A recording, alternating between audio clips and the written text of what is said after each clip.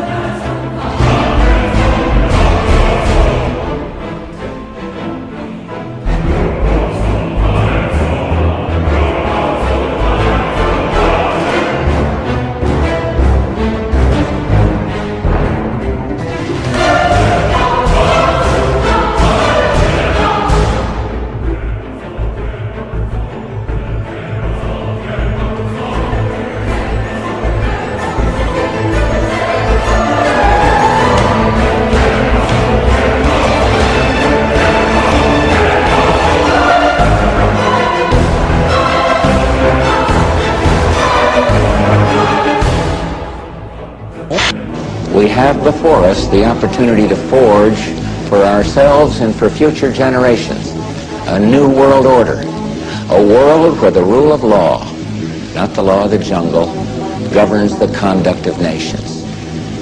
When we are successful, and we will be, we have a real chance at this new world order, an order in which a credible United Nations can use its peacekeeping role to fulfill the promise and vision of the UN's founders.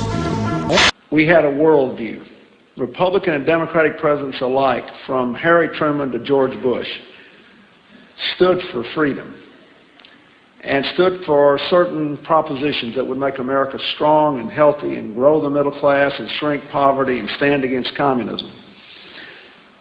And after 1989, President Bush said, and it was a phrase that I often use myself, that we needed a new world order, and instead it looks like we got a lot of disorder. And we still, and after 9/11, we've been more sensitive to the disorder.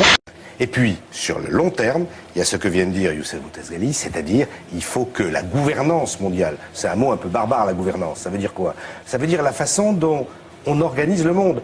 Plus on va dans la mondialisation, plus il faut des structures pour organiser le monde. C'est le pile et face de la même pièce. Des sourires et des poignées de main qui en disent long. Hier soir à Londres, les dirigeants du G20 estiment avoir trouvé un accord historique. Un nouvel ordre mondial émerge et avec lui, nous entrons dans une nouvelle ère de coopération internationale. 2009 peut être l'année de naissance d'un nouveau capitalisme, d'un nouvel ordre mondial. It is a big idea, a new world order to achieve the universal aspirations of mankind, peace and security, freedom and the rule of law. A new world order can emerge. Now we can see a new world coming into view. Aux États-Unis, le sommet de Washington, des 20 plus grandes nations, pour refonder l'ordre mondial financier. Où on va être capable de mettre en place un état de droit mondial qui va permettre de faire respecter les règles. À partir de ce moment-là, ceux qui violeront ce nouvel état de droit seront coupables. Les idées que la France défend vont pouvoir s'imposer dans la recherche d'un nouvel ordre mondial. Il faut non seulement donner plus de moyens aux banques. Le vaccin H1N1 est un poison. Non, non, dis pas ça. Non, non, non, non, non, non, non, non. Tu lâches ma veste, s'il te plaît. Lâche ma veste, monsieur. Lâche ma veste. Lâche ma veste. Le vaccin H1N1 est un poison. Non, non, dis pas ça. Non, non, non, non. Non, non, dis pas ça. Non, non, non, non. Non, non, dis pas ça. Non, non, non, non. Il faut mettre en place tout un système d'état de droit qui contrôle. Mais ça veut dire une vraie, j'ose dire le mot, gouvernement mondial, au moins dans le domaine financier. Qu'est-ce qu'on peut imaginer comme application dans le futur? Vous avez à juste titre employé le mot traçabilité. C'est évident que l'essentiel des utilisations de cette technologie, au départ, porte sur la traçabilité. Tout ça donne une traçabilité sur les objets absolument gigantesque, encore à venir. Sur les personnes aussi, on peut imaginer une traçabilité encore plus grande. Parce que sur les objets, on connaît, mais sur les organismes vivants, que ce soit les animaux ou les êtres humains, qui pourront avoir une puce électronique implantée dans le corps. Mais avant de parler de l'implantation des organismes vivants, il faut regarder tout ce qui va se passer aussi sur les moyens de paiement et sur la surveillance même dans la vie quotidienne de nos enfants ou de nos petits-enfants. Les fabricants de vaccins ont obtenu une immunité juridique et donc, en cas d'accident, ils ne seront pas poursuivis. La République tchèque a choisi de refuser le vaccin qu'elle juge dangereux.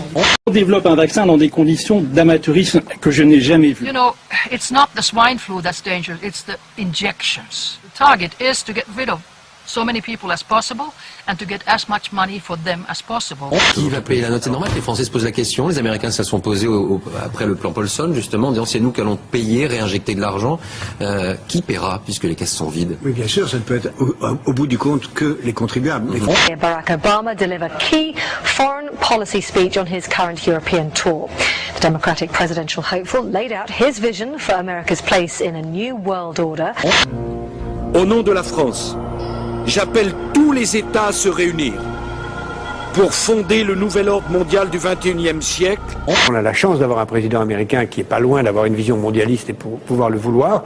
J'espère que ce ne sera pas une grave crise qui rendra ça inévitable et qu'on le fera de façon tout à fait sensée et dans le calme. Le discours de quelqu'un comme Olivier Besancenot, par exemple, ne prend-il pas une nouvelle pertinence? On comprends bien qu'il est plus écouté et plus Moi, je suis entendu. entièrement d'accord avec Besancenot s'il était candidat au gouvernement mondial. On ira ensemble vers ce nouvel ordre mondial. Et personne, je dis bien, personne ne pourra s'y opposer. Ce que je dis là, Jean-Michel Apathy, tout le monde le sait.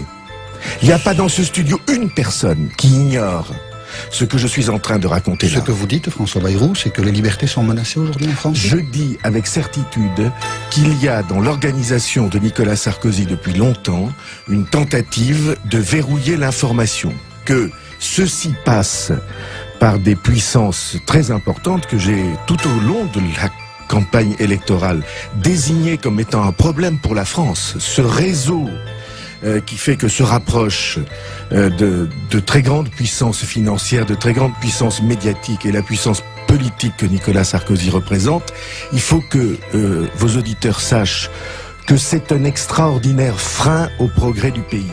Et pour ça, il faut mettre en place une gouvernance mondiale, contrôler les banques, éviter les marchés spéculatifs, éviter la panique, mettre en place toute une série de réglementations qui éviteront tous ces marchés dangereux. Et je crois qu'au bout du compte, on a une formidable croissance. Mais ça, il faut qu'il y ait non seulement un pilote dans l'avion, mais une cabine de pilotage. Et vous les voyez où, ces pilotes? Ça ne peut être qu'une architecture autour des nouvelles institutions internationales qui restent à créer. C'est très difficile parce que, encore une fois, c'est pas seulement des pilotes, c'est une cabine de pilotage qu'il faut créer. Et c'est une nouvelle phase de la mondialisation. Dommage, en particulier financier, Une annonce soit rapide à faire, extrêmement je suis désolé de vous important. interrompre.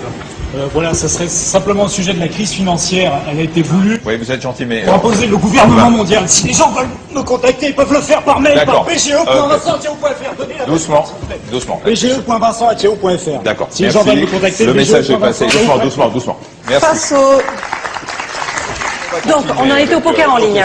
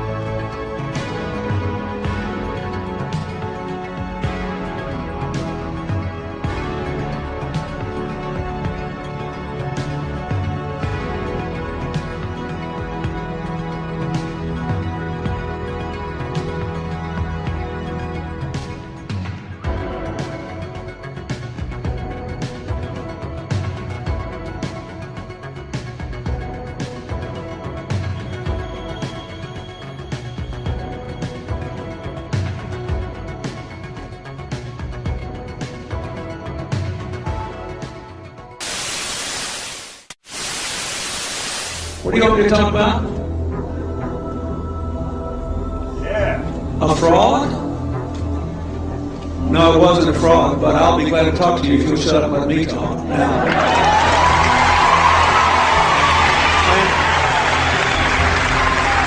A fraud?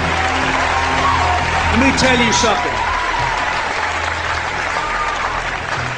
I'll tell you a couple of stories about fraud. The Bohemian Club. Did you say the Bohemian Club? I've never been to the Bohemian Club, but you ought to go. It'd be good for you. Get some fresh air.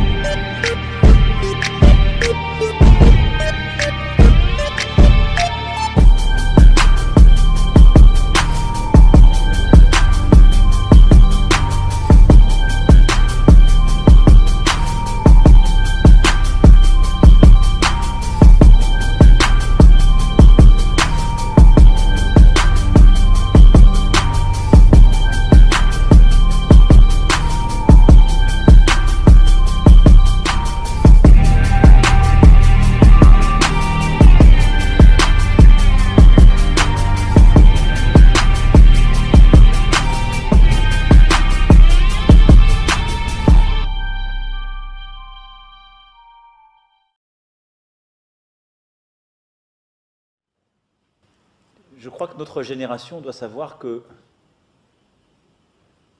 la bête de l'événement est là. Et elle arrive. Et qu'il s'agisse du terrorisme, de cette grande pandémie ou d'autres chocs, il faut la combattre quand elle arrive, avec ce qu'elle a de profondément inattendu, implacable. Il faut le faire en restant conforme à ses principes et n'en rien céder, mais en étant disponible à l'événement pour qu'advienne quelque chose de nouveau. C'est aussi ça.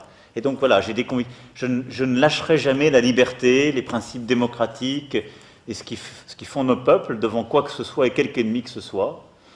Et en même temps, je pense que ces moments-là sont ceux qui nous permettent aussi d'inventer peut-être quelque chose de nouveau pour notre humanité. Ce qu'on a dessiné au travers de cette discussion, c'est-à-dire un équilibre nouveau dans l'interdépendance des femmes et des hommes pour penser ce qu'est l'être au monde et qui est fait autour de l'éducation, de la santé et de l'environnement. La bête de l'événement est là. Et elle arrive.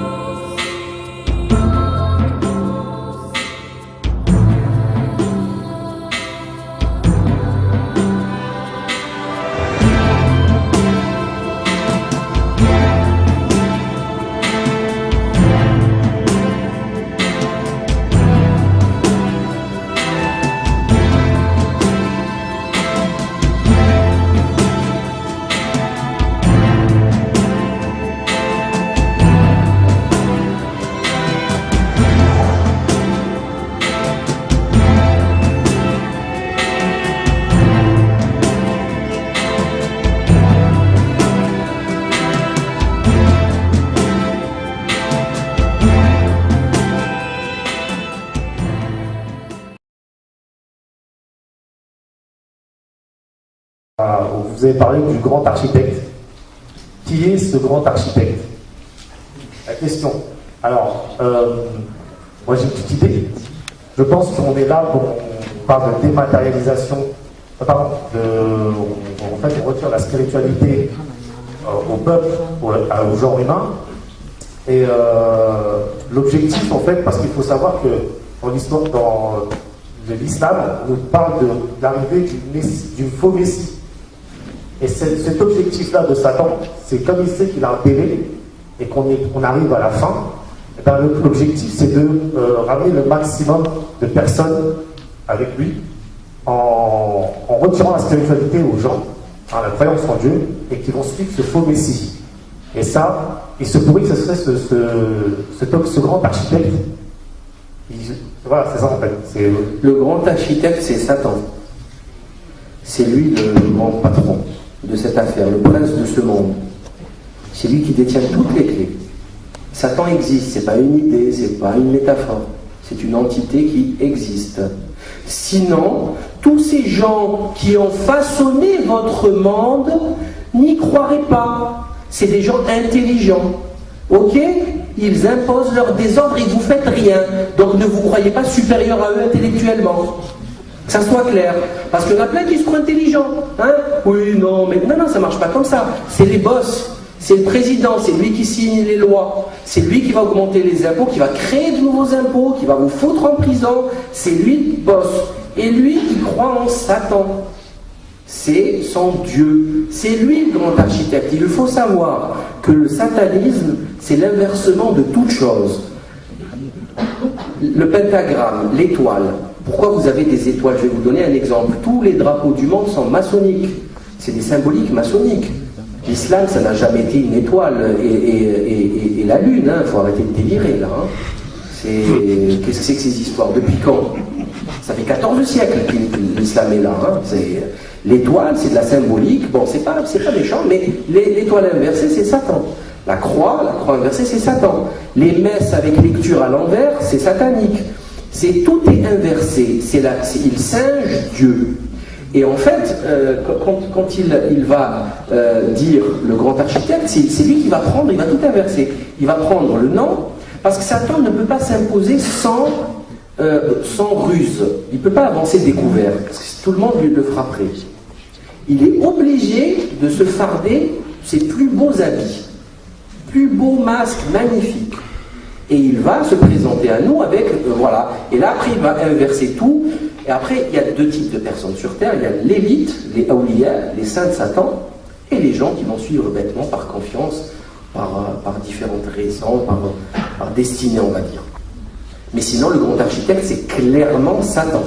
C'est clairement Satan. Parce que le Mahdi, le Dajjal, l'Antéchrist, c'est rien l'Antéchrist. C'est un petit passage dans l'histoire humaine. Tandis que Satan, c'est de Adam au dernier homme. C'est un boulot monstrueux qu'il a fait. Il ne dort pas, mange pas, tombe pas malade. Il travaille sur toute la planète, il n'y a pas la nuit, le jour. Donc c'est un travail monstrueux qu'il fait. C'est lui l'architecte de tout ça. Et le Dajjal, c'est la fin du cycle de l'humanité. C'est mon avis, après bien sûr, ça me semble évident. Le passage de 40 ans ou du Dajjal, on ne peut pas le comparer avec les dizaines de milliers d'années de l'humanité. Et je suis désolé, si on commence à calculer le milliard d'avortements qui a été applaudi par le panique familial instauré par Rockefeller, donc c'est quand même un holocauste, un milliard d'êtres humains ont été sacrifiés, aspirés dans les hôpitaux, parce que c'est aspiré, dans des tubes, des êtres humains complets. Après on pleurniche, on dit il n'y a pas de jeunesse, on est un pays vieux, c'est bien, c'est logique tout ça. Donc voilà, 1 milliard, ça, le Dajjal il ne peut pas faire plus. Et j'ai pas parlé du communisme, les 200 millions, le nazisme, le FMI, le capitalisme, j'ai pas parlé de toute la pédophilie, les réseaux de pédophilie, c'est des millions de photos sur Internet. Des millions. Le CD Ulrich, le CD, c'est des centaines de milliers, juste le CD Ulrich. Donc ça, c'est Satan depuis toujours, sans oublier l'époque médiévale et tous les âges de l'humanité, de Adam au dernier homme. Donc c'est Satan qui... Voilà. Prochaine question, s'il vous plaît.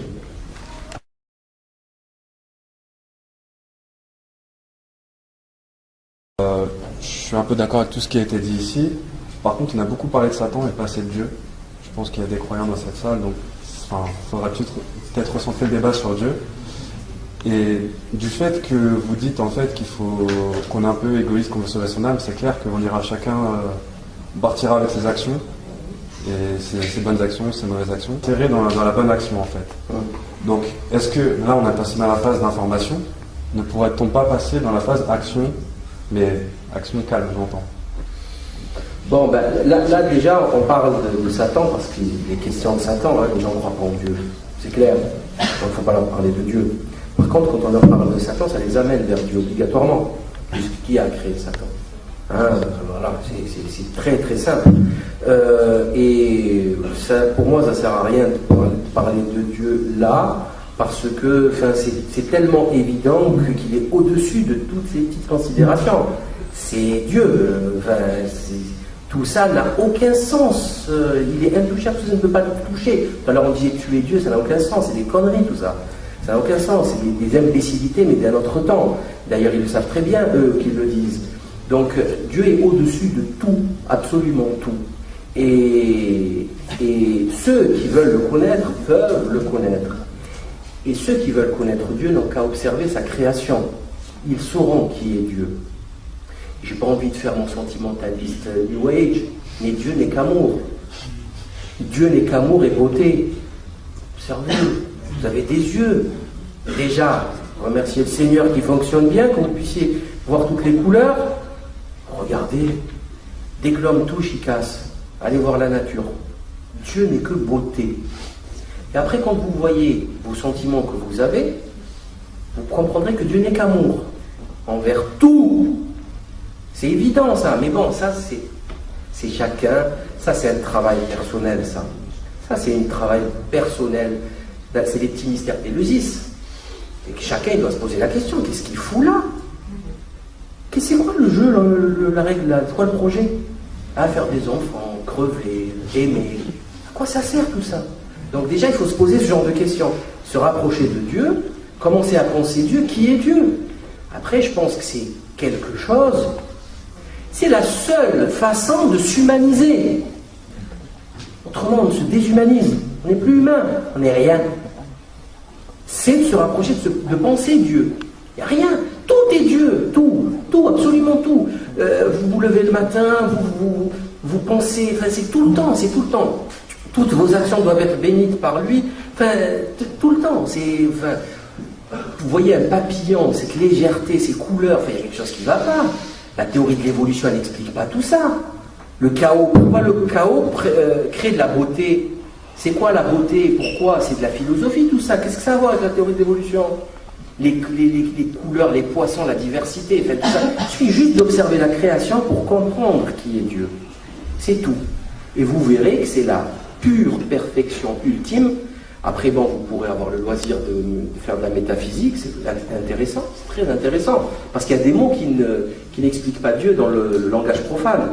Hein, et voilà, mais pour moi c'est tellement évident, mais c'est loin. C'est loin. On ne peut pas courir avant d'avoir appris à marcher à 4 pattes, après marcher à 2 pattes. Après on commence à courir, éventuellement à sauter, faire du 110 mètres haies. Mais là pour le moment, vu l'état mental, psychologique, dépravé des gens, faut d'abord commencer à déblayer le terrain, faire un peu de terrassement, et après aller un peu plus loin. Procéder par déduction. Aussi par c'est de la déduction, tout à fait. Et en réalité, il y a 2 religions persécutées en France, le catholicisme et l'islam. C'est vrai que la religion catholique est persécutée en permanence, et il ne faut pas oublier, hein, bien sûr. Et que ce qu'on appelle les soi-disant intégristes, qui sont en fait les catholiques intègres, hein, sont persécutés et traités exactement comme les islamistes. Et d'ailleurs, M. Mélenchon, l'autre jour, membre du Grand Orient, quand il était face à Marine Le Pen, a commencé à partir bille en tête sur oui, vous attaquez les islamistes, mais vous n'attaquez pas vos fondamentalistes catholiques qui sont une nuisance et un danger pour la France, etc. Il a embouché sa trompette, effectivement, de laïcard.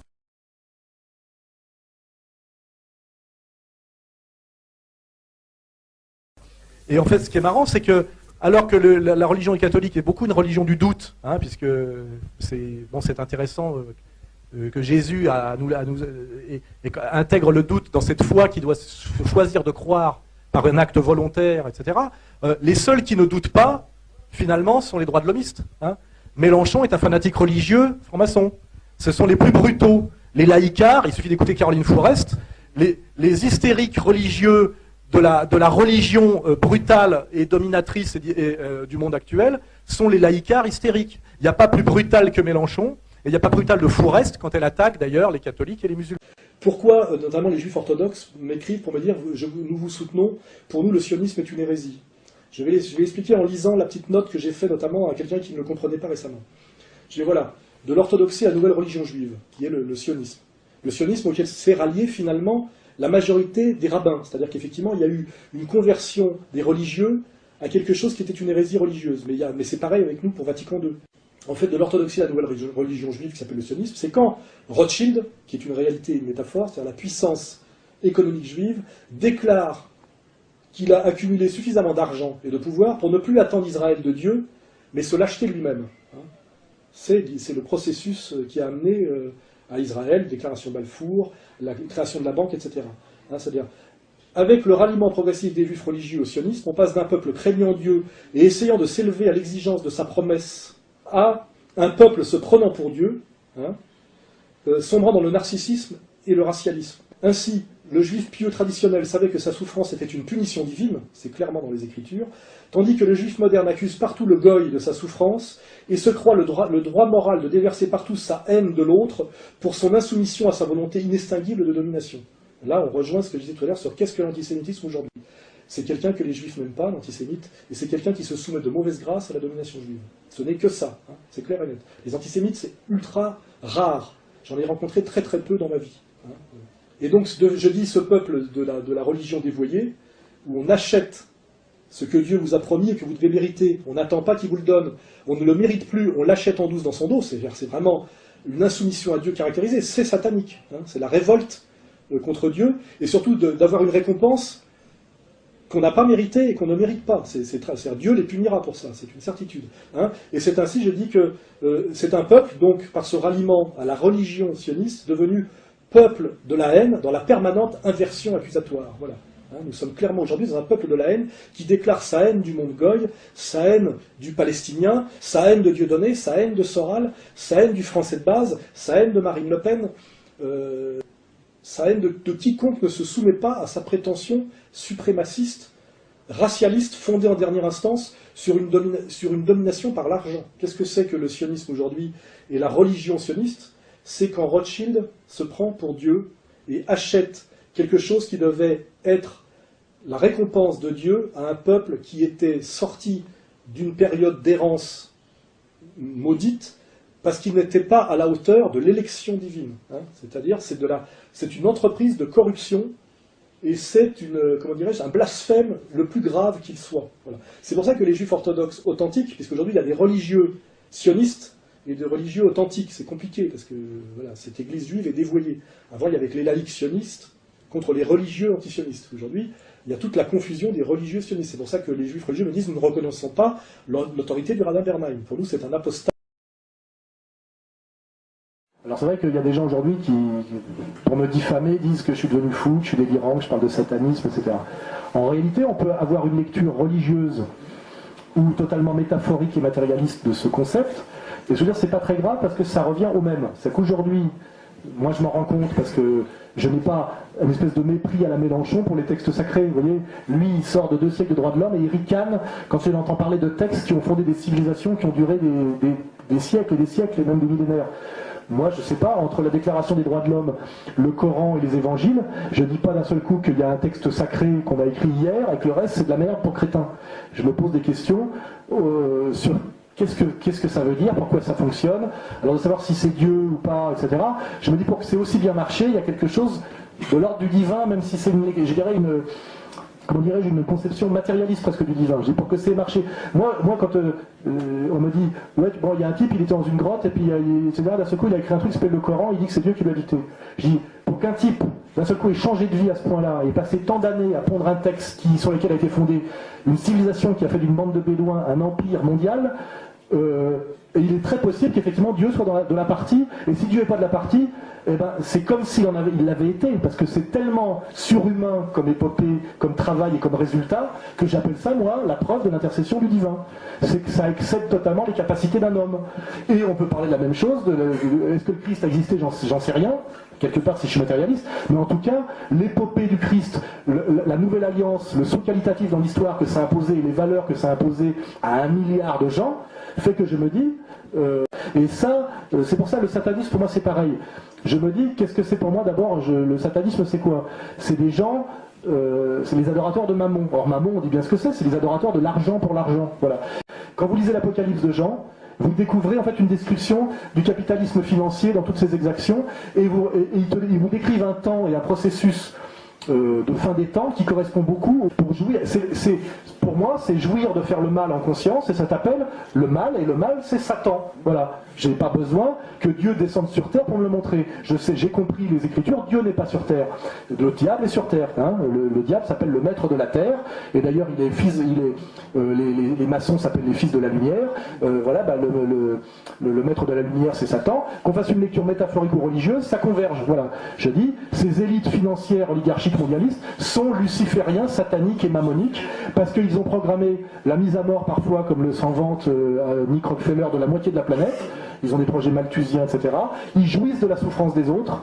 On voit qu'ils sont membres de clubs comme les Skulls and Bones ou le Bohemian Club, où ils font des cérémonies d'adoration à des idoles antichrétiennes et sataniques comme Moloch, etc.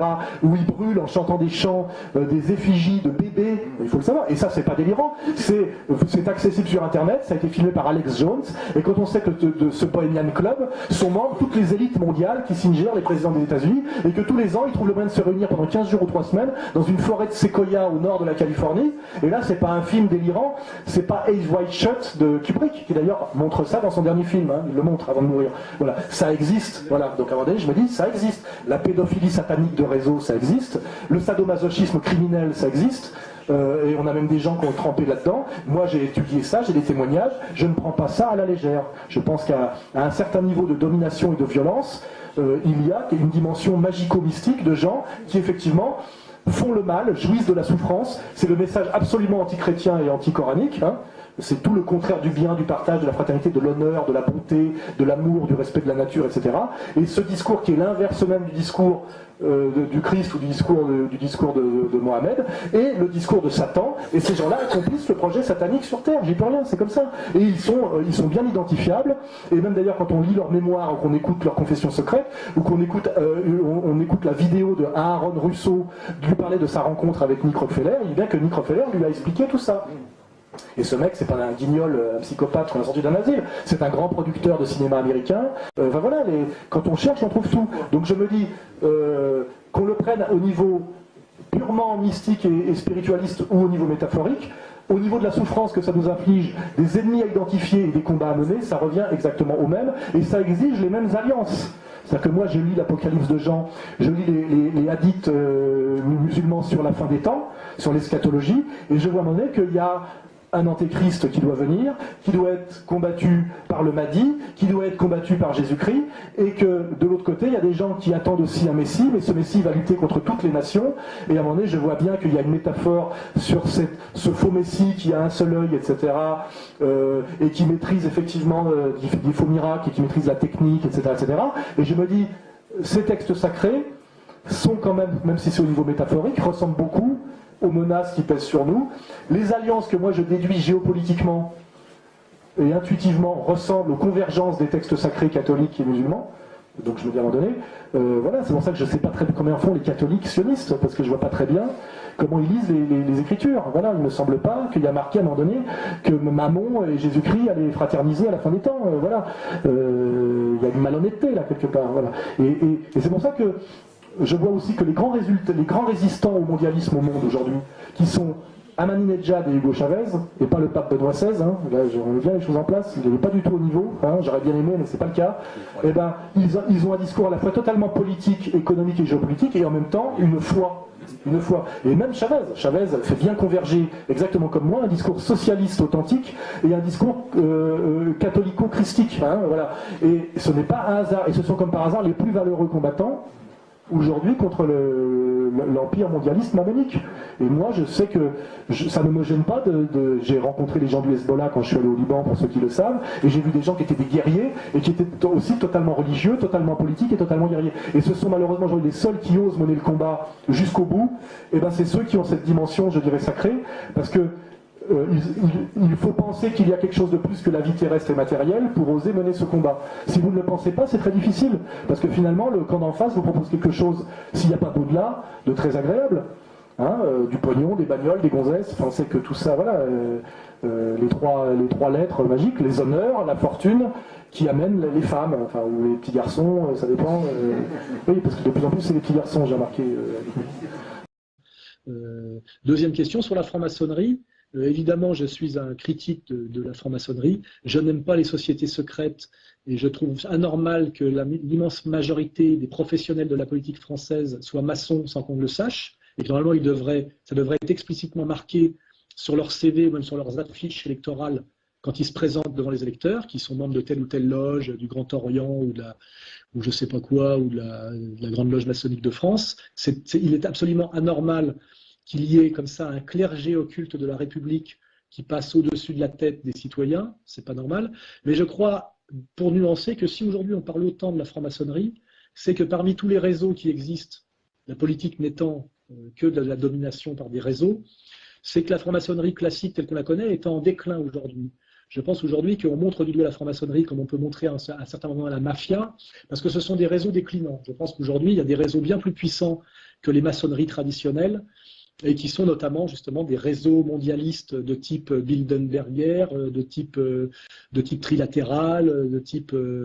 enfin, vous connaissez tout ça, les gens qui sont sur la toile connaissent bien, et que si aujourd'hui les médias nous jettent un peu les maçons en pâture, c'est que ce sont des réseaux qui correspondaient à une domination plutôt franco-française de type 3e, 4e République, mais qui sont en perte de vitesse. Et que c'est parce que ces réseaux de domination occulte sont en perte de vitesse qu'on nous les jette un peu en pâture aujourd'hui et qu'on joue la carte de la transparence. Je pense qu'on nous montre les réseaux de domination jouent la carte de la transparence quand ils sont en perte de vitesse et qu'ils se cassent la gueule, et c'est pour cacher qu'il y en a d'autres qui ont pris leur place. Donc moi je pense aujourd'hui que les maçonneries à critiquer sont les maçonneries mondialistes qui sont effectives aujourd'hui, et dont vous connaissez les noms même mieux que moi, Trilatéral, Bilderberg, là, CFR, je sais pas, il y en a un certain paquet, qui font d'ailleurs, qui sont les maçonneries actuelles. Et on ne découvre ces réseaux que quand ils se cassent la gueule. C'est-à-dire qu'on fait émerger les réseaux Pasqua et les réseaux africains de Pasqua parce que Pasqua s'est pété la gueule et que ce n'est plus lui qui a le pouvoir. Effectivement, il va au tribunal et on met à jour ces réseaux. Et c'est parce que ces réseaux sont morts et qu'il lui-même est mort sur le plan du pouvoir politique. Donc ce qu'il faut, c'est s'intéresser aux réseaux actuels de ceux qui ont le pouvoir actuel. Et c'est là qu'est la clé de compréhension des actions politiques, des hommes politiques et des dirigeants politiques. Il faut critiquer tout ce qui est réseau de manipulation politique occulte, hein, c'est-à-dire de gens qui appartiennent à des entreprises, des associations, et qui n'en font pas mention quand ils se présentent aux urnes devant les électeurs. Et effectivement, quand on demande à Martine Aubry pourquoi elle fait partie, je ne sais pas quoi, du siècle, et comment ça se fait qu'elle croise le grand patronat depuis 15 ans là-bas, la main dans la main, elle dit qu'elle ne sait pas de quoi on parle. Quand on demande à Kerry pourquoi il fait partie de la même secte Skulls and Bones effectivement que Bush, d'un seul coup il y a des flics qui arrivent sur l'étudiant qui a posé des questions et qui le neutralisent à coups de taser. Effectivement, on voit bien qu'il y a des questions qui gênent, notamment sur la question aussi de la cérémonie du Bohemian Club, etc. Il faut effectivement systématiquement exiger des hommes politiques dans la transparence face aux citoyens, aux électeurs, qu'ils disent à quel réseau ils appartiennent et pourquoi. Parce que quand on comprend l'appartenance au réseau des hommes politiques, on comprend mieux par qui ils sont tenus et pour qui ils roulent en réalité. Effectivement, si on peut parler du projet ARP, c'est vrai que ça existe. Il y a, quand on s'intéresse aux travaux de Nikola Tesla, on sait qu'effectivement, si on va aller très très loin dans la théorie du complot, il y a des points d'appui assez sérieux, effectivement, sur la maîtrise qu'on a, effectivement, déclenchement à distance. Voilà, je me suis intéressé à tout ça. Je vais pas trop loin là-dedans parce que j'ai pas des moyens j'ai pas de visibilité, et que surtout il faut être très prudent là-dessus parce que c'est comme ça que l'ennemi vous ridiculise sur tout le reste de votre travail. Vous voyez. Après, je vous dis, on vous colle les reptiliens. C'est comme quand vous parlez des Illuminati. Les Illuminati de Bavière, ça existait. C'est une maçonnerie à un moment donné qui existe, effectivement. Elle a été identifiée, elle a été traquée, etc. Mais après, on part dans le délire Illuminati reptilien je sais pas comment il s'appelle, cet ancien footballeur.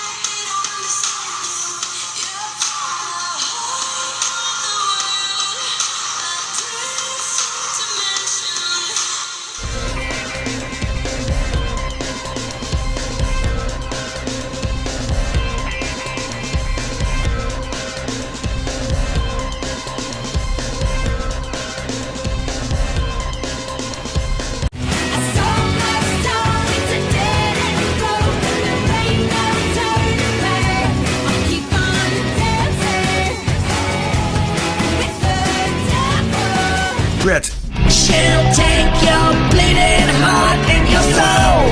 No regrets. And now it's too late for you. I'm gonna drain your veins and bathe in your blood. Freddie the man told me, hey, don't be defensive, relax. What's your problem? Freddie Wait, told I'm me wearing about. my Lucifer ring. Watch out. Okay. Lucifer ring, what is that and why? Who is Lucifer? I'll tell you about it later. Oh, hey. What I'm going to do is I'm actually going to slow this down. I want you guys to be able to see this satanic witch's face change as these legion of demons manifest in her face and in her eyes, as well as her eyes change pitch black, like black marbles. Pay close attention.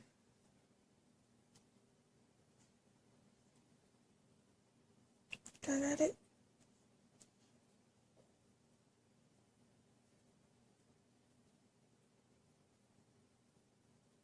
You're going to see her eyes change to pitch black. You're going to see her facial features change.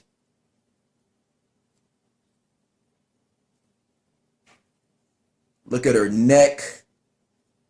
It's going to look like something is coming out of her neck or coming into her neck. It's very, very satanic and very disgusting looking. You can see her tongue change and then change back. You can see her eyes turn pitch black. Can you see that, folks?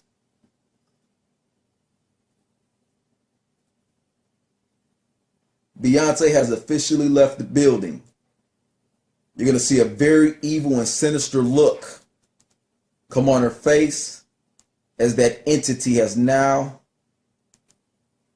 You can see the hate in the eyes of this demonic entity.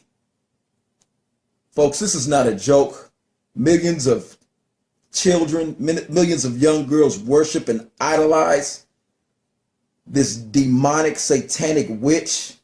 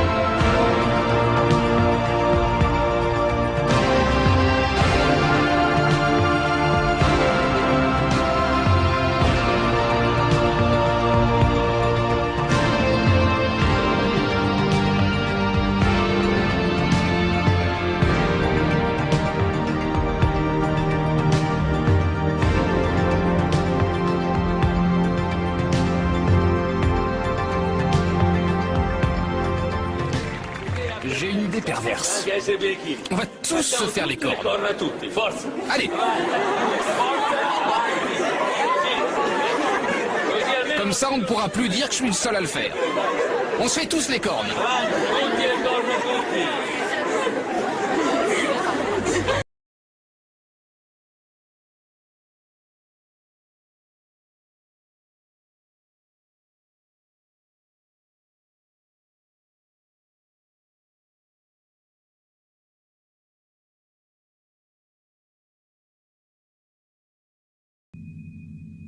Alors là, justement, j'arrive, puisque là, on avance dans l'idée de qu'est-ce que c'est qu'une société de contrôle par les ondes. C'est pas seulement vous abrutir de fake news en permanence. C'est pas ce travail, on va dire, qui est encore un travail primitif, hein, d'injonction et de persuasion. Là, on est rentrer dans les cerveaux, injecter directement des pensées, vous empêcher de penser et même vous faire avoir des visions. Et là, on arrive au projet Bluebeam qu'on peut penser comme totalement délirant, mais c'était tellement délirant de penser qu'on se retrouverait en dictature du jour au lendemain par une pandémie d'un virus fantôme et que d'aujourd'hui on y est, qu'on peut peut-être se poser des questions sur la société dont parlait le théoricien du Bluebeam. C'est un Canadien qui est mort, vous regarderez sur Internet, ou David Icke, effectivement, quand on enlève le côté un peu folklorique des reptiliens, des Illuminati, on arrive au nouvel ordre mondial, et puis finalement, on trouve que tout ce qu'il annonçait depuis maintenant 20 ans est assez raisonnable. Hein. Donc le projet Bluebeam, je rappelle ce que c'est de dire que, in fine, pour soumettre la Terre entière à cette domination oligarchique, qu'on ne peut plus leur vendre par on va dire, la mondialisation heureuse, parce qu'il n'y a que des conséquences négatives, hein, à cette domination oligarchique, il faudra le rappeler.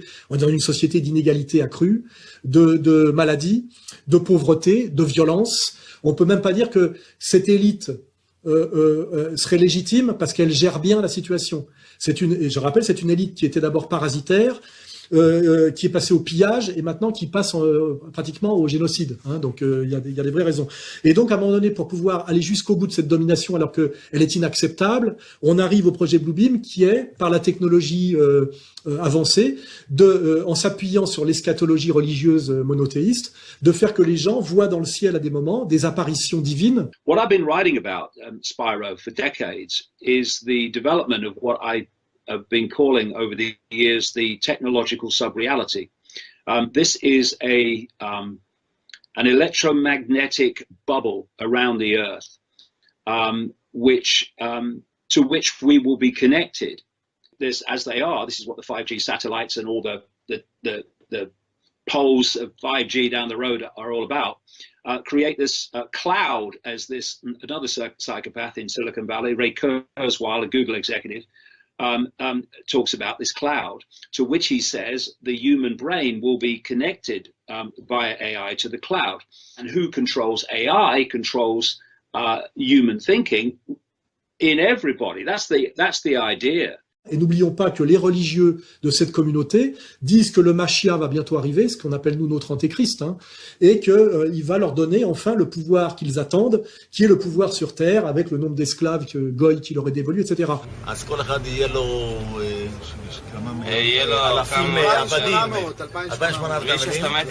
Et moi je rappelle que comme pour le sionisme, où au départ Israël devait être donné par Dieu à son peuple élu, si jamais ils se remettaient en accord avec la loi et que pour l'instant ils étaient en diaspora à cause des fautes qu'ils avaient commises par rapport à la loi, je rappelle qu'à un moment donné ils ont pris un raccourci, ils ont dit on va pas attendre que Dieu nous donne Israël, on a la banque Rothschild et on va le faire nous-mêmes. Et ben c'est exactement pareil la question Bluebeam, c'est que le meilleur moyen qu'arrive le Mashiach, qui va donc valider de façon eschatologique et magique et religieuse leur domination mondiale, c'est peut-être de le produire par de la haute technologie. The way it plays out is fascism, communism, yeah.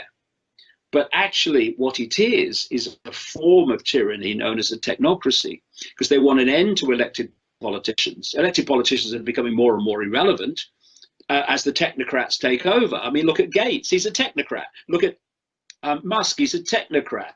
And so the idea is that these technocrats replace elected politicians, which is what Gates is doing in terms of the global health situation. I mean, look at it, it's happening. It's not a projection somewhere over the rainbow anymore, it's happening in front of our eyes. And this technocracy would be able to be centrally controlled at a central point. And I said in my books, I think this central point is designed to be Israel. Israel, people don't realize, is pretty much second now only to Silicon Valley. Où on va être capable de mettre en place un état de droit mondial qui va permettre de faire respecter des règles. À partir de ce moment-là, ceux qui violeront ce nouvel état de droit seront coupables. Les idées que la France défend vont pouvoir s'imposer dans la recherche d'un nouvel ordre mondial. Il faut non seulement donner plus de moyens aux banques. Le vaccin H1N1 est un poison. Non, non, dis pas ça. Non, non, non, non, non, non, non, non. Tu lâches ma veste, s'il te plaît. Lâche ma veste, lâche ma veste, monsieur. Lâche ma veste, lâche ma veste. Le vaccin H1N1 est un poison. Non, non, dis pas ça. Non, non, non, non, non, non, dis pas ça. Non, non, non, non, non, non, dis pas ça. Non, non, non, non. Il faut mettre en place tout un système d'état de droit qui contrôle. Mais ça veut dire une vraie, j'ose dire le mot, gouvernement mondial, au moins dans le domaine financier. Qu'est-ce qu'on peut imaginer comme application dans le futur? Vous avez à juste titre employé le mot traçabilité. C'est évident que l'essentiel des utilisations de cette technologie, au départ, porte sur la traçabilité. Tout ça donne une traçabilité sur les objets absolument gigantesque, encore à venir. Sur les personnes aussi, on peut imaginer une traçabilité encore plus grande. Parce que sur les objets, on connaît, mais sur les organismes vivants, que ce soit les animaux ou les êtres humains, qui pourront avoir une puce électronique implantée dans le corps. Mais avant de parler de l'implantation des organismes vivants, il faut regarder tout ce qui va se passer aussi sur les moyens de paiement et sur la surveillance même dans la vie quotidienne de nos enfants ou de nos petits-enfants. La capitale planétaire d'un univers. On peut imaginer un gouvernement mondial à Jérusalem, puisque c'est là où serait le point de rencontre de tout le monde. Mais ce qui est aussi le plus vraisemblable, c'est en même temps, est-ce qu'on n'est pas en train de détruire l'influence palestinienne en modifiant cet équilibre géographique? Oui, bien sûr. Bien sûr. La stratégie israélienne, c'est de créer des conditions de l'impossibilité d'une ville arabe. C'est pour ça que... Alors que la population arabe devient de plus en plus présente et importante dans la ville. Dans la ville, mais en même temps, elle est mêlée avec d'autres. Et puis, il y a aussi la solution qui consiste la plus vraisemblable à ne rien faire. On le voit dans les dernières négociations qui ont commencé récemment entre les administrations israéliennes, américaines, palestiniennes, avec l'idée de on va tout régler dans le conflit du Moyen-Orient, sauf deux questions, celle des réfugiés et celle de Jérusalem. C'est-à-dire que Jérusalem ne sera pas la première question réglée, mais la dernière. C'est pour ça que d'ailleurs, dans la tradition juive, on dit beaucoup que la paix à Jérusalem est la condition de la venue du Messie. Le Messie arrivera par une certaine porte de la vieille ville et il arrivera soit pour faire la paix, soit quand la paix soit faite. Donc véritablement il y a une dimension en quelque sorte utopiste, messianique ou utopiste, de Jérusalem comme lieu de la paix. En fait les espoirs de paix dans cette région sont liés à ce qui se passera à Jérusalem même? On a souvent dit par exemple que le Liban serait le deuxième pays après l'Égypte à faire la paix. Pas jamais le premier. En fait on se rend bien compte que le Liban sera le dernier pays à faire la paix. Et bien là, de la même façon, je pense que Jérusalem sera le dernier problème résolu. Parce que personne n'a intérêt à céder, ni les Palestiniens qui ne reconnaîtront pas l'indivisibilité israélienne, ni les Israéliens qui n'accepteront pas. Donc je pense que le statu quo est le plus vraisemblable, même si on peut imaginer, rêver d'un Jérusalem devenant capitale de la planète, qui sera un jour unifié autour d'un gouvernement mondial. C'est un joli lieu pour un gouvernement mondial. Et là, vous verrez que avec la 5G et avec la terreur mondiale imprimée par cette menace de pandémie à rebond permanent qui justifie une dictature mondiale et avec le traçage, puçage du vaccin Bill Gates, si vous articulez tout ça, on peut très bien arriver à un moment donné, même si ça nous paraît de la fiction délirante, on peut très bien arriver effectivement à l'apothéose Blue Beam, où d'un seul coup on va entendre des voix de Dieu qui va nous dire... en gros, qu'il arrive d'ailleurs, on a la connexion OVNI là-dedans, j'en ai parlé récemment, c'est pour ça qu'on a mis une vidéo sur le site, où on va avoir des mecs qui arrivent peut-être de la planète Mars, qui parleront hébreu et qui nous diront que nous devons, que eux-mêmes qui ont la sagesse immense que nous n'avons pas, devons accepter pour pacifier la Terre en menace permanente de guerre permanente, parce que c'est la justification de la domination juive, je le rappelle, c'est pour pacifier les bêtes sauvages que sont les humains. C'est toujours pour la paix mondiale. Voilà. Pour réparer le monde, le tikkun anam, voilà. Et bien d'un seul coup, ça nous sera... Là, c'est rencontre du troisième type, c'est Spielberg, la liste Schindler s'allonge encore.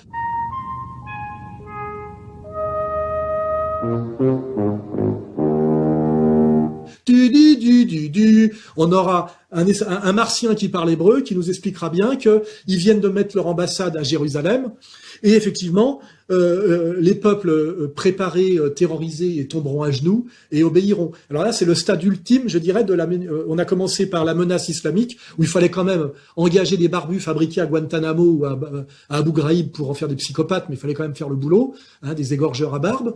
Après, on a eu le réchauffement climatique avec la petite aspergère Greta. Et maintenant, après Greta, on aura, pour nous soumettre de façon ultime, on recourt à l'eschatologie et à l'attente millénariste, et ben on aura effectivement l'avènement du Machia, de l'Antéchrist, comment chez les musulmans ça s'appelle le Dajjal, et puis cette question effectivement de qu'est-ce que devient la haute technologie, c'est-à-dire la maîtrise technicienne du monde, si on la sépare de la question de l'amour, de la charité, de la compassion. Ça devient de la monstruosité. Mais qu'en revanche, pourquoi l'amour se passerait-il du progrès? Voilà. Donc à un moment donné, on voit bien qu'on a une question humaine fondamentale qui est que le progrès ne doit jamais être séparé de l'amour, c'est-à-dire de la compassion et de la charité, du souci de l'autre, pour ne pas que l'homme bascule dans la monstruosité. C'est le sujet même de la religion. C'est le sujet même du combat actuel. Nous avons des gens qui ont mis le progrès technique au service de leur monstruosité dominatrice, au service du diable, et d'autres gens qui essaient de maintenir connecté le progrès, c'est-à-dire notre histoire, dans laquelle on ne va pas renoncer, de maintenir ce monde connecté ou de le reconnecter à l'amour pour ne pas sombrer dans le chaos et le règne terminal du diable. Voilà, on est bien dans un combat de Dieu contre diable, du retour du Messie contre l'Antéchrist. On est bien là-dedans. Et je vous dis, cet antéchrist peut très bien être simplement un super produit technologique, mais produit par des gens qui sont le diable. Car en réalité, il semble bien que le diable sur Terre soit cette communauté diabolique. Voilà, pour moi, c'est de plus en plus clair. Plus on avance, plus c'est clair. Voilà, le diable est le maître de la Terre et il règne par des agents. Et ces agents, sont cette communauté qui est le noyau dur du nouvel ordre mondial, et que, je le dis, est pédo-satanisto-kabbaliste. Greetings, citizens of Earth. My people have developed technologies which allow us to throw off our physical forms and travel great distances in the blink of an eye. We are in dialogue with your leaders to help the human race survive its infancy, for we believe in you. We are helping your scientists find cures for diseases which afflict your bodies, and helping you to preserve your planet's most precious resources. Many among us wage peace, and one day, with our help, war may be a thing of the past. Our army is 1 billion strong and growing.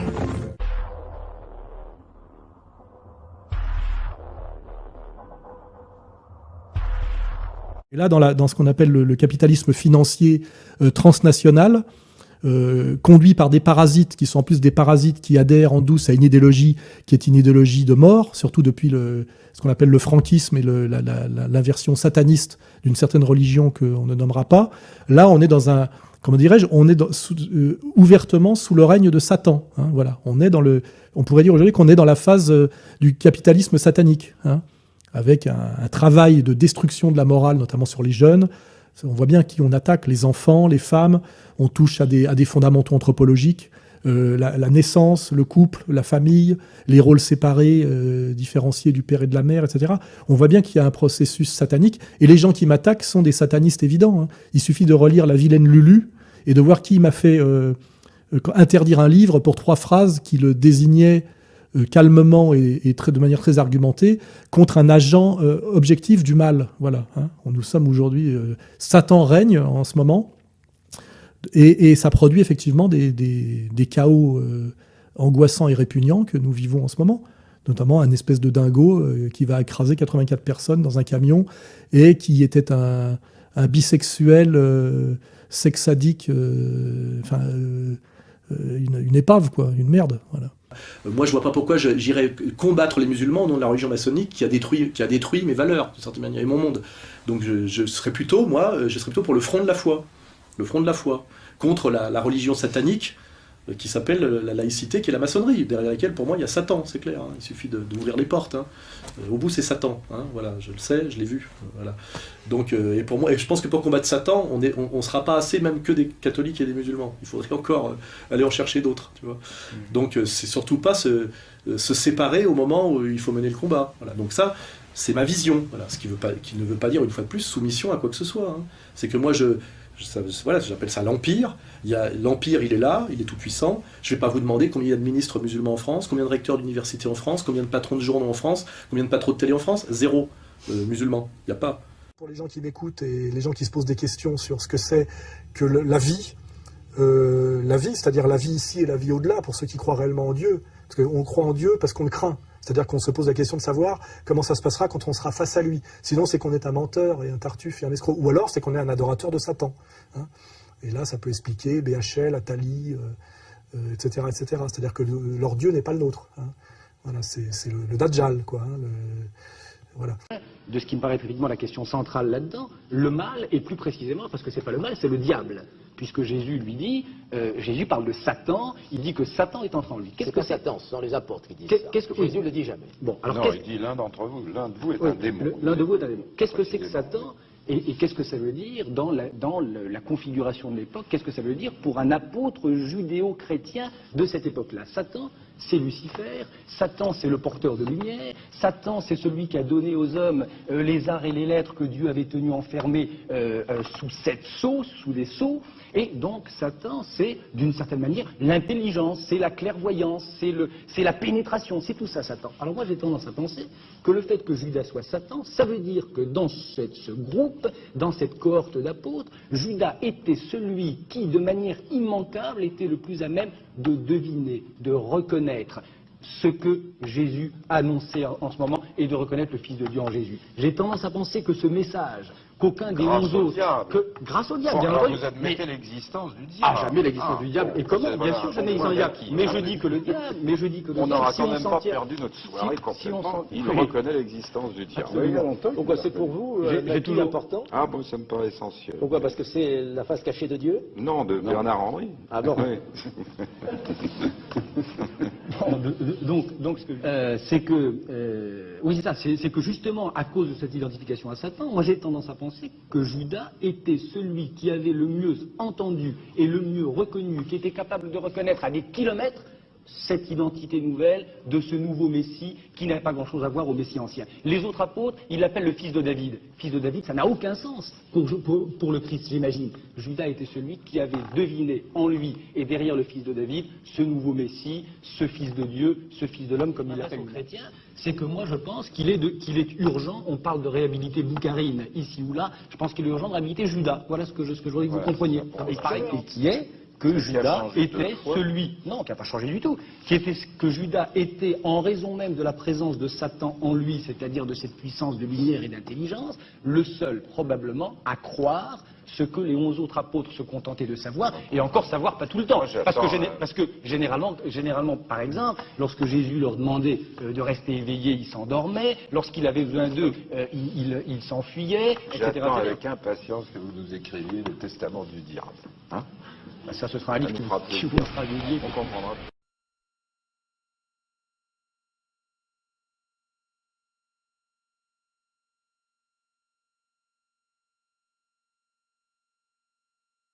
My next guest was used also in worshiping the devil, participated in human sacrifice rituals and cannibalism. She says her family has been involved in rituals for generations. She is currently in extensive therapy, suffers from multiple personality disorder, meaning she's blocked out many of the terrifying and painful memories of her childhood. Meet Rachel, who is also in disguise to protect her identity. You come from generations of ritualistic abuse? Yes, my family has an extensive family tree, and they keep track of who's been involved and who hasn't been involved. And it's gone back to, like, 1700. And so you were... Right. I was born into a family that believes in this. And does everyone else think it's a nice Jewish family? From the outside, you appear to be a nice Jewish girl? Definitely. And you all are worshiping the devil inside the home? Right. There's other Jewish families across the country. It's not just my own family. Really? And so who knows about it? Lots of people now. I talked to a police detective in the Chicago area, and several of my friends know, and I've spoke publicly before. And so when you were brought up in this kind of evilness, did you just think it was normal? I've blocked out a lot of the memories I had because of my multiple personality disorder. But yes, I mean, it's like if you grow up with something, you think it's normal. Mm-hmm.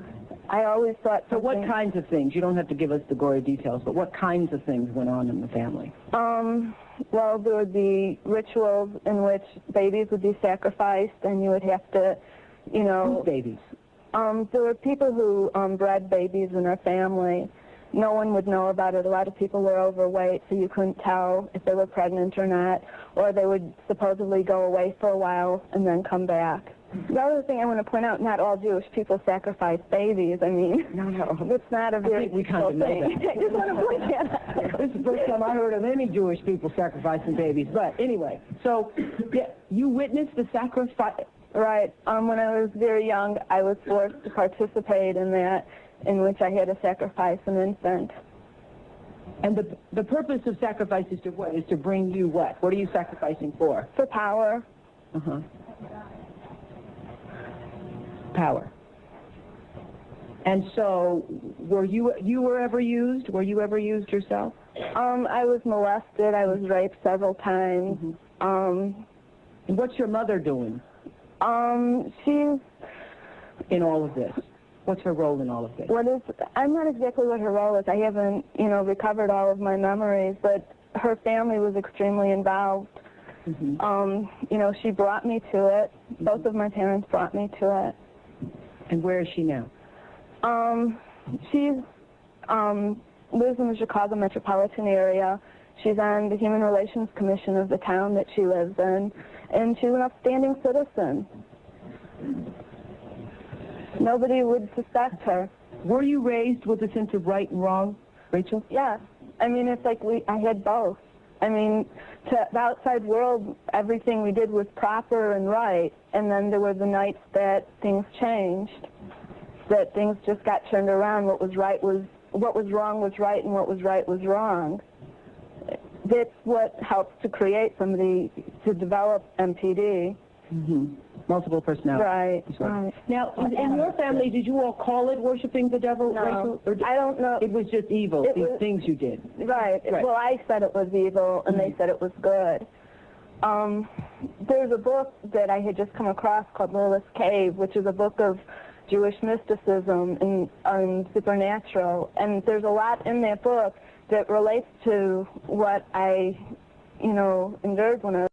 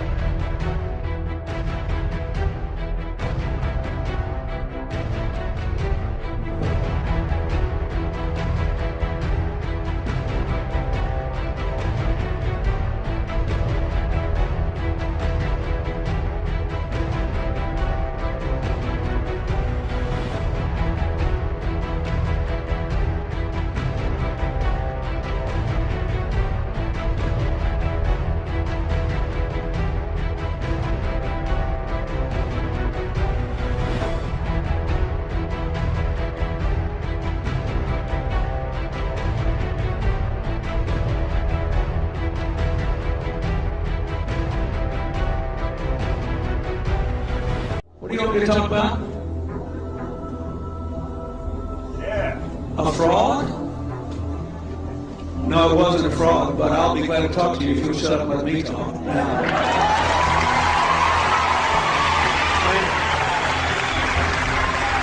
A fraud? Let me tell you something. I'll tell you a couple of stories about fraud. The Bohemian Club, as you say, the Bohemian Club, that's where all those rich Republicans... Listen, I am a happy member of the Bohemian Grove. I like the folks who come there, and it's really inappropriate for me to talk about the group beyond that. Thank you. Have you been there for the ceremony with the cremation of care? Frankly, I don't think that's something I need to talk to you about.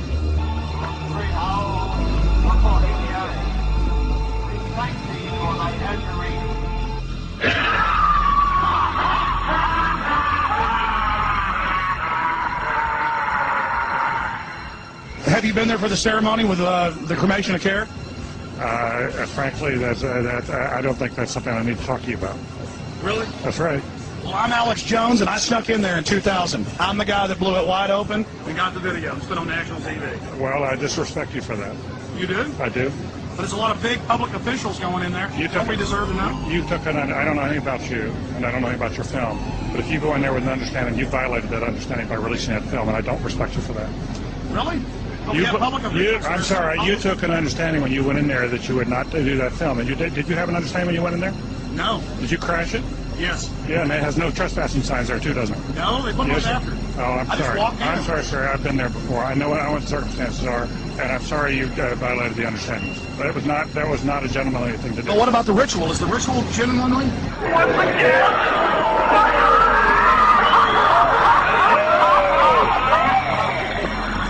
Sir, everything. I don't owe you this comment.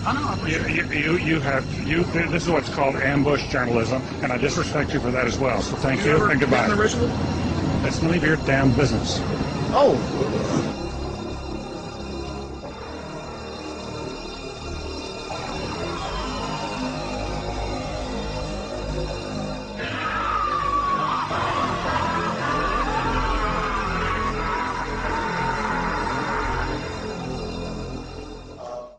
Redwood trees, right? I've never been to the Bohemian Club, but you ought to go. It'd be good for you. Get some fresh air.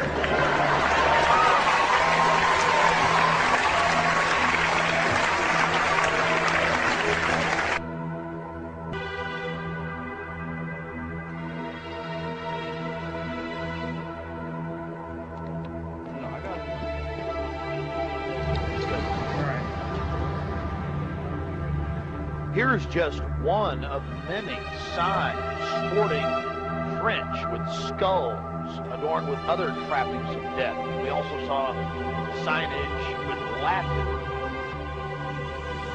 This sex slave programming was to programming for different sexual acts that were carried out with various politicians who thought that their perversions would never be revealed. They were wrong. I was also programmed to carry out specific sexual perversions in Bohemian Grove. Bohemian Grove in Northern California is a political playground and a place where some business is discussed despite what they say. The business that's discussed is discussed in a little place called the Underground. And that underground is spelled with a capital U and a capital N. Underground. It was there I heard George Bush talking about mass genocide. What the plans were for mind control.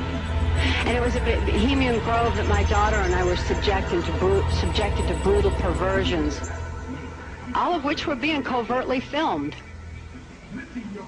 These covert films were then used for blackmail purposes because these criminals didn't trust each other. And they all had some bad information on the other one that they kept so that they could keep each other under control. How widespread is the occult? The answer is extremely widespread. Occultism in our society, and particularly in our government, at the highest levels of corporate America, is rampant. It's also important to note that the Grove itself was founded in 1872 by West Coast journalists, and that the National Press Club adopted the iconography of the Grove for its Great Seal.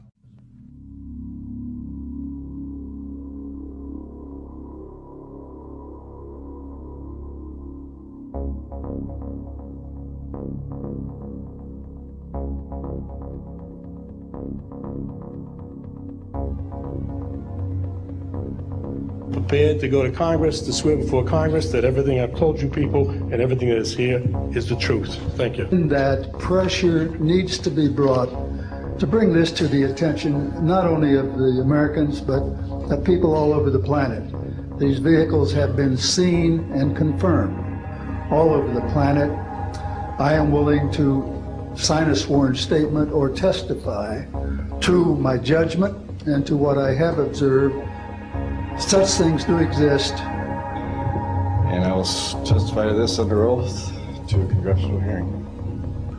I will testify under oath before Congress that everything that I have said is true. These statements are true. I'm willing to testify under oath before Congress. Thank you.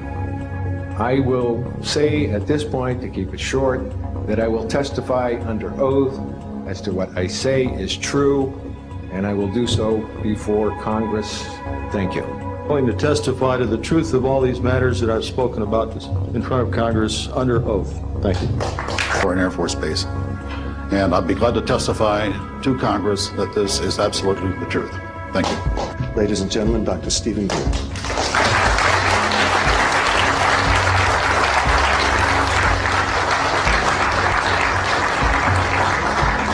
Thank you very much, John. Members of the press, the American public, and people of the world. We are here today to disclose the truth about a subject that has been ridiculed and questioned, denied for at least 50 years. The men and women who are on this stage and the some 350 additional military intelligence witnesses to the so-called UFO matter and extraterrestrial intelligence can prove and will prove that we are not alone.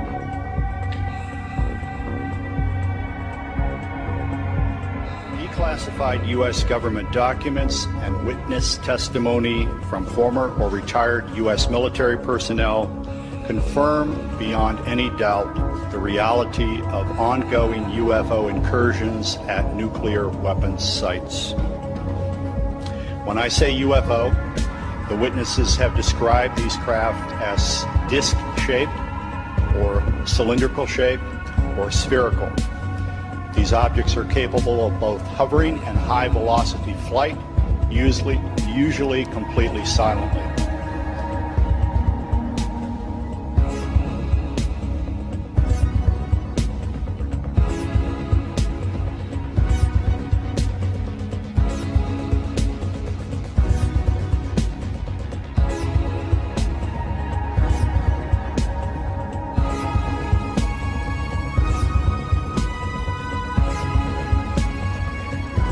Major icons used in the cremation of care ritual.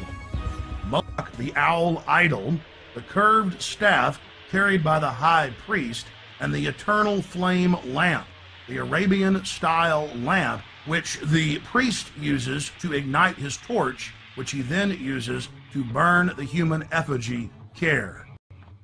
So in their spare time, they worship Moloch and mock human sacrifices. We just need to get used to that and accept him as our leaders.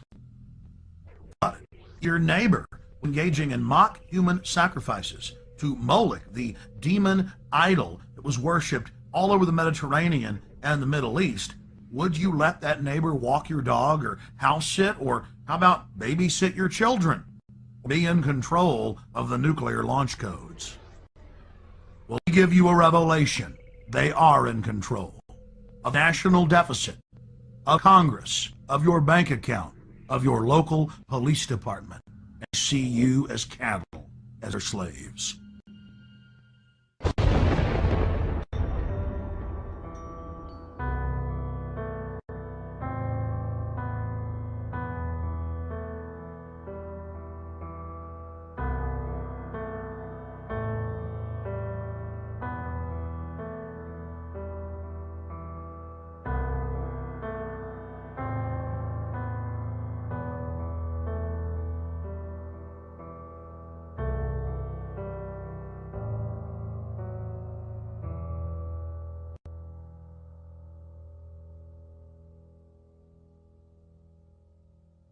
George Bush takes his inspiration from what he learned in Skull and Bones and from the Bohemian Grove, these evil organizations that perpetrate the ugly things that these criminals are doing to this country for which they must be held accountable.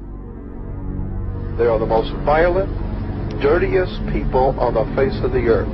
Somewhere Americans are going to have to take their country back and start finding out who are these people. Who are these people we call our representatives? The Bushes. George Bush, the president, his father, went around the country talking about a new world order.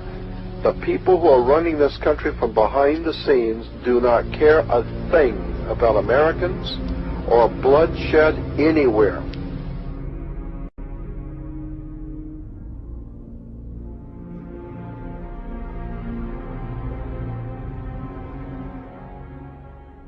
And to continue to pile name upon some wall in the future for a strategy that has failed. That's the distinction. Sir. I first and foremost want to thank you for your time.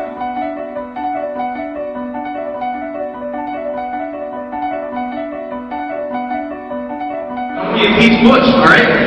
Also, were you a member of Skull and Bones College with Bush? Were you in the same secret society? That's all right. Let me answer his question. Excuse me, were you arrested? Whoa. Is anybody watching this?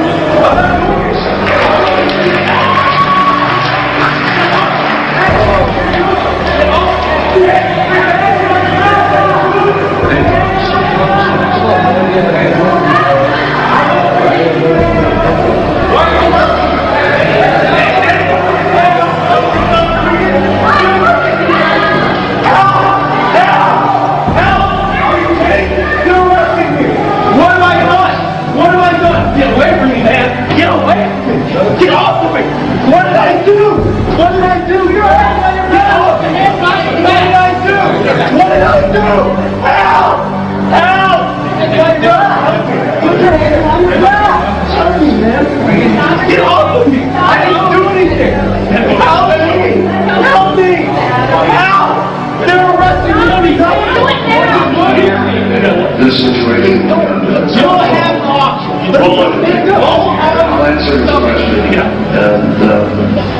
And, unfortunately, he's not available to come up here and swear me.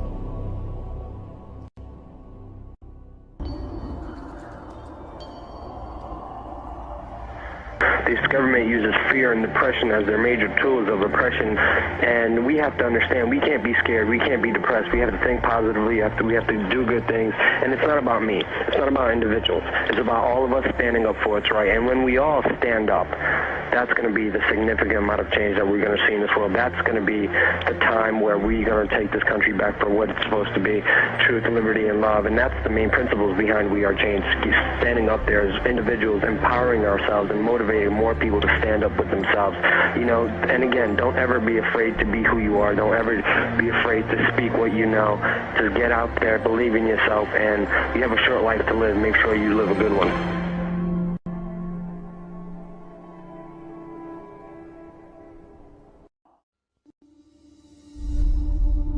There's a worldwide revolution going on.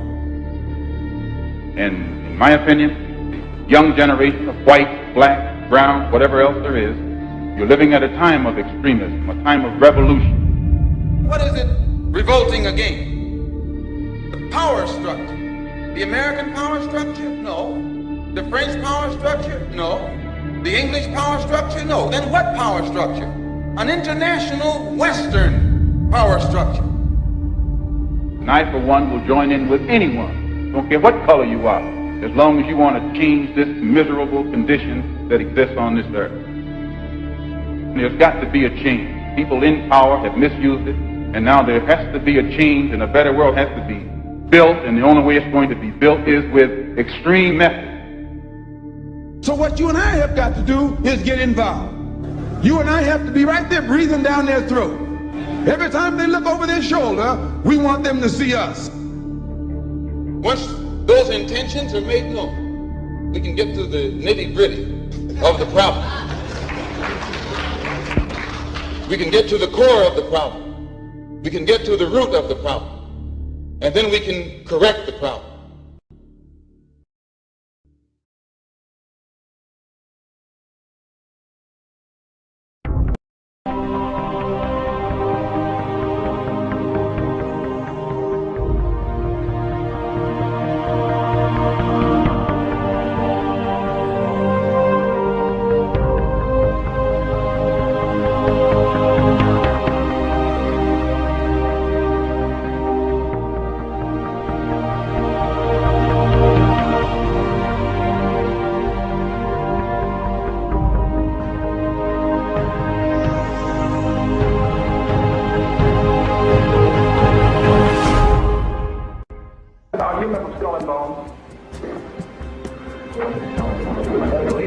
It still exists. The thing is so secret, I'm not even sure it still exists.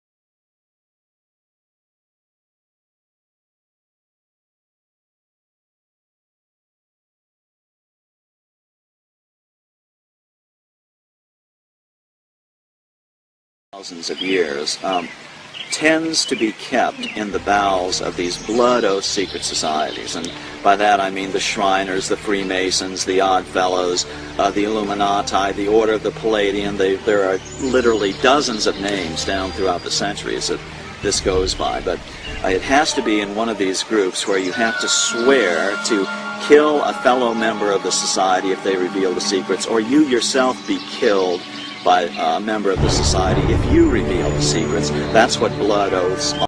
That's what blood oaths are. And they start out bad, but they get worse as you go up in the organization.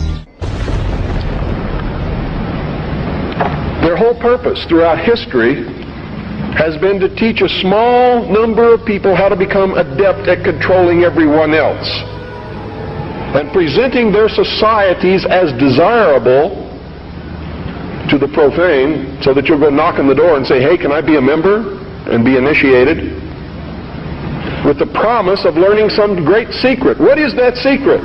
The secret is what I have just told you this morning. The secret is how to control everybody else. And you never understand how to control everybody else until you get to the top of this pyramid of initiation. Most people never make it past the third step. All above that are carefully chosen and nurtured and taught.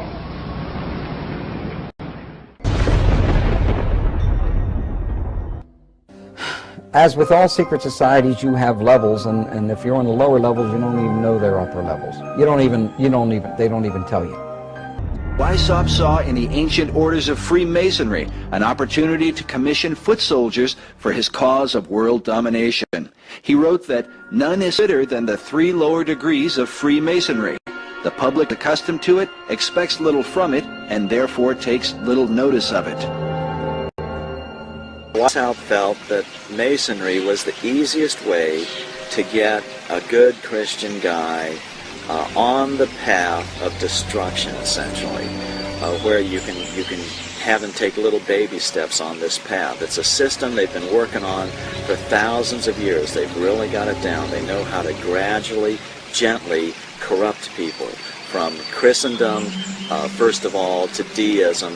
Of course, deism is where, yes, God started the world, but then he took off, and he has no place in the affairs of men now. And so you don't have to worry about God, you don't have to worry about heaven and hell. You just kind of do your thing, and everything will be okay.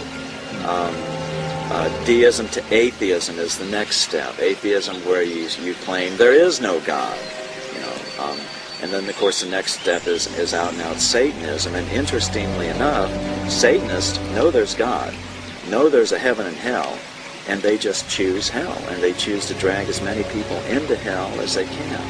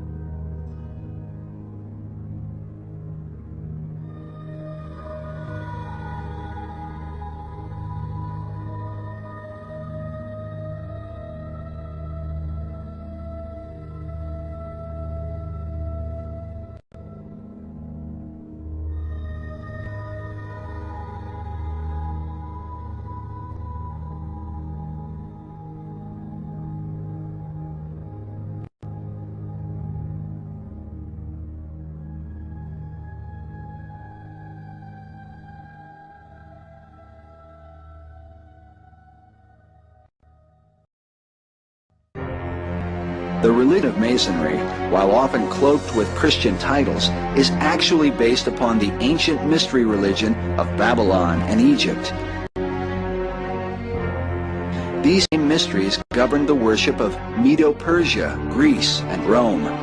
The mysteries are often symbolized by the all-seeing eye, sometimes called the eye of God. But the God of Masonry is not the same as the God of the Bible.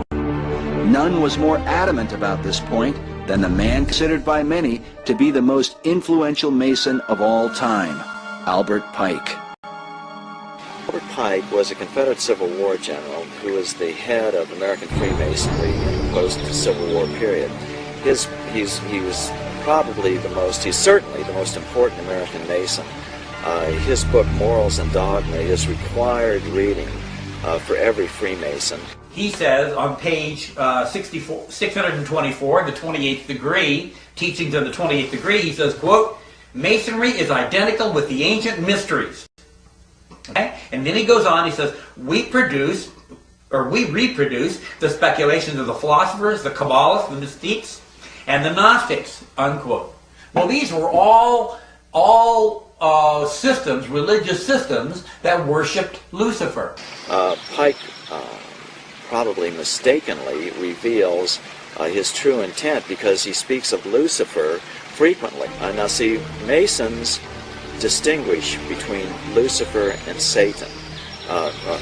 Masons believe that Lucifer is the light bearer, the good God, and that the Christian God is called Adonai, the evil God. They use as their justification that if the Christian God was a good God, then there wouldn't be this Garden of Eden problem, where because you ate of the apple, now you have to suffer and you have to, the sweat of your brow, you have to make your living. Well, women have to give birth in pain, etc. You know, no good father would do that to his children. So the Christian God is the evil God, where Lucifer is the good God, because he'll give you everything you want. He'll fulfill your every desire. In 1908, French occult expert Copin Albancelli wrote, "Certain Masonic societies exist which are satanic, not in the sense that the devil comes to preside at their meetings, but in that their initiates profess the cult of Lucifer. They adore him as the true God, and they are animated by an implacable hatred against the Christian God, whom they declare to be an impostor." Perhaps Albert Pike's most famous and controversial quote is this one: "The true and pure philosophic religion is the belief in Lucifer, the equal of Adonai. But Lucifer, God of light, is struggling for humanity against Adonai, the God of darkness and evil." Because of this, occult author Edith Starr Miller wrote, "Luciferian occultism controls Freemasonry." It is important to remember that the lower ranks of Masonry are largely unaware of the deception of their leaders. Master Mason Manly P. Hall, who said that when the Mason learns the mystery of his craft, the seething energies of Lucifer are in his hands, also made it clear that Freemasonry is a fraternity within a fraternity, an outer organization concealing an inner brotherhood of the elect.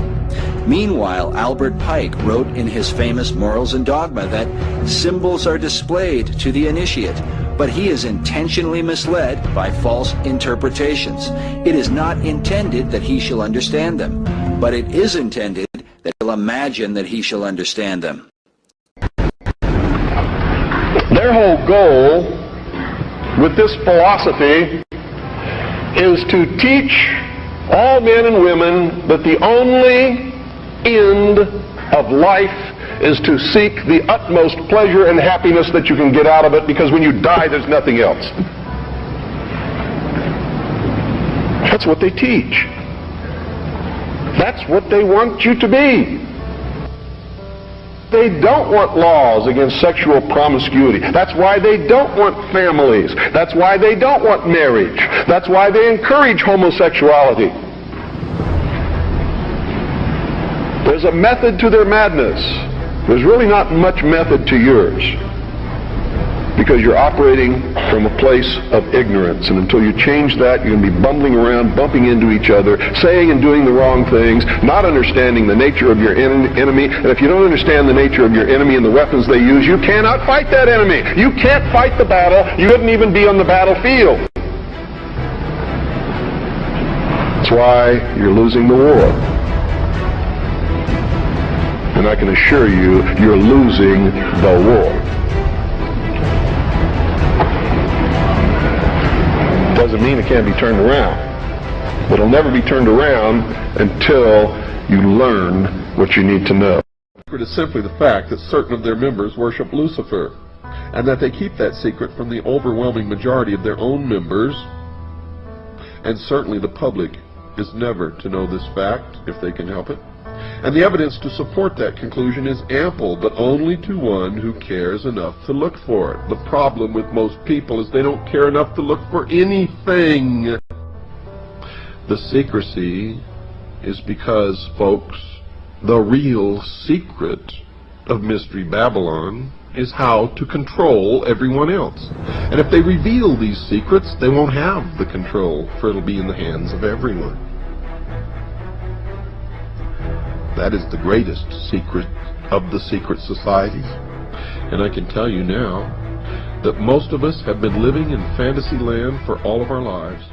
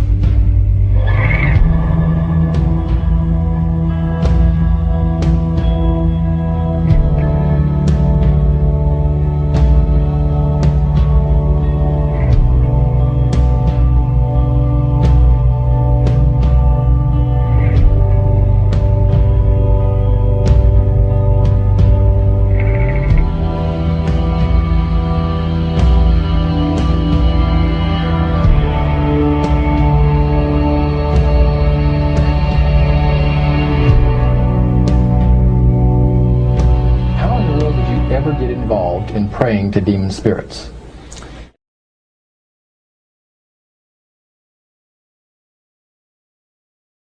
A fellow that had been on a particular ship with me, he told me, "Hey, I got something fantastic to tell you." He said, "I am affiliated with people that speak with the spirits of the dead. How would you like to talk to the spirit of your dead mother?" And I was shocked. I was shocked. He said, "You would be afraid of talking to the spirit of your dead mother, would you?" Well, I said, "I'll tell you what, I would have to give that some thought, because it's something I never thought about before in my life." Most of us probably haven't. A little afraid of something like that. Well, he says, you know, it's written all over your face. You're afraid of going to a seance. But he says, "I know you're going to come." And then he started telling me how brave I was when I was aboard ship, you know, different things. He says, "You're not the same man, you're changed. You're chicken." That's all I needed to hear. I said, "When do we go to a seance?" So one Saturday evening, we were in the place. It was their first time. Very beautiful. Plays the medium. There was a lady. She had a gorgeous new home in Montreal. And there were about 20 invited guests there, which I was one of them. And she communicated with the spirits for different people there. And they were telling them what the spirit said. One man said, "I would like to talk to my friend that died 6 months ago. But I don't want him to appear. Just want to talk to him. Because," he says, "I don't trust you talking to my friend for me." So the medium says, "Let me inquire from the spirit." "Yeah, the spirit will talk with you." And that big masculine voice was heard in the place. It says, "Hi, Frank. It's nice of you to ask for me to talk with you." And they had a little chat. And after it was over, Frank says, "This is the greatest thing on earth, to be able to talk with the spirits of the dead." Then the medium said, "We have a very special surprise tonight for you people. A spirit will manifest itself openly here in a few minutes, and it's like a big gust of wind hit the building and right through the wall. And the lights weren't terribly bright, but they were like living room lights. A couple of floor lamps and maybe some of these. And that translucent being seemed to come right out of the wall." How did you feel right at that moment? It's almost like my heart stopped a little bit. You know, very weird feeling. So it was a lady in a beautiful evening gown, swirling. And she said to Mary, "My dear sister, you are so wonderful to have asked for me." And Mary fainted and fell right off her chair on the floor. And a couple of guys jumped up and picked her up, and so it's gone. That was the beginning of it. That's how you got into it. Yeah, that's the way I got into it. After a while, you see, there's something interesting about the human mind. You can adjust an awful lot of stuff. You can adjust to a lot of things that would terrify you to begin with. After a while, they become common and ordinary. So you mean contact with the supernatural can become commonplace and ordinary and doesn't bother anybody? Yeah. In other words, the more that you do it, you're not uncomfortable. That's right. It's just not an uneasy feeling. Yeah. So how did you feel about it? Then I got into a secret society that worshipped the spirits, you see. Now how is that different from the seance, Roger? It happens that the seance are not involving in many ways. But when you get into a secret society of spirit worshippers, then, and especially when you're invited there by the direction of the higher-ups in the spirit world, you never get out of there alive. And it's exactly what my friend and I were up against. We didn't know anything about. And there was a very, very popular big band leader, jazz band, yeah, very famous. And one night we went to one of these seances, and he was with his wife. So Roger, you're at this restaurant. What happened? We sat there, and we had our favorite alcoholic beverages, you know. And as we talked, the band leader says, he says, "I want power. I go right to the source of power." And he says, how do you think that I became famous the way that I am? Well, I said, you must have had some good luck. Well, he says, there's no such thing as good luck. He says, there's either some power working for you somewhere, or you don't get ahead in this world. Not in my type of occupation. So it went from there. We got talking about spirit worship. Did it intrigue you? Or did it make you want to find out more about what exactly he was talking about? Yeah. So he said,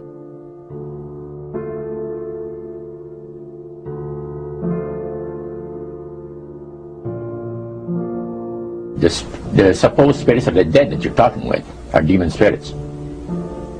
They're fallen angels. They're beautiful beings. Just set it out, just like that. Oh, yeah.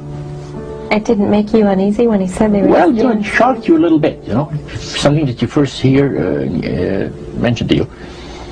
He said, you guys have got a great future ahead of you. Because we've been told, the high priest of our society, secret society, has been told that the master has very special plans for you too. Now, what did he mean by the master? Satan. And we were interested to hear more about it. And he told us, he says, look, we worship spirits. We worship Lucifer and all his angels. They're just as beautiful as they did before they were cast out of heaven. There was a misunderstanding in the whole thing, he says, among the inhabitants of the galaxies. And he says, our master was misunderstood.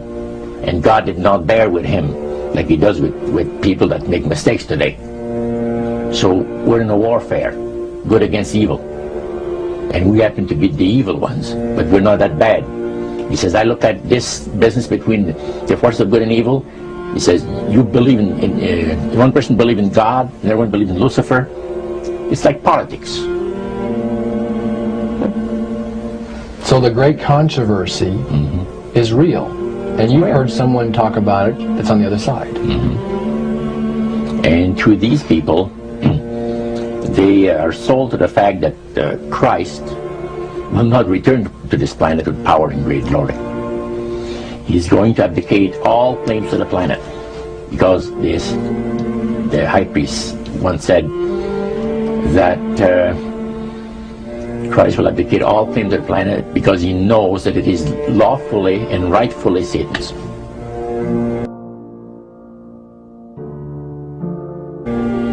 And at that time, he says, so the priest says, well now, he says, for those of you that are new, let me tell you that this is the most feasible way, he says, to please the spirits.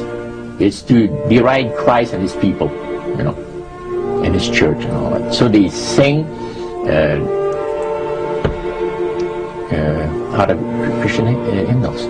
They didn't sing Christian words to the hymns, however. Well, they changed a lot of them.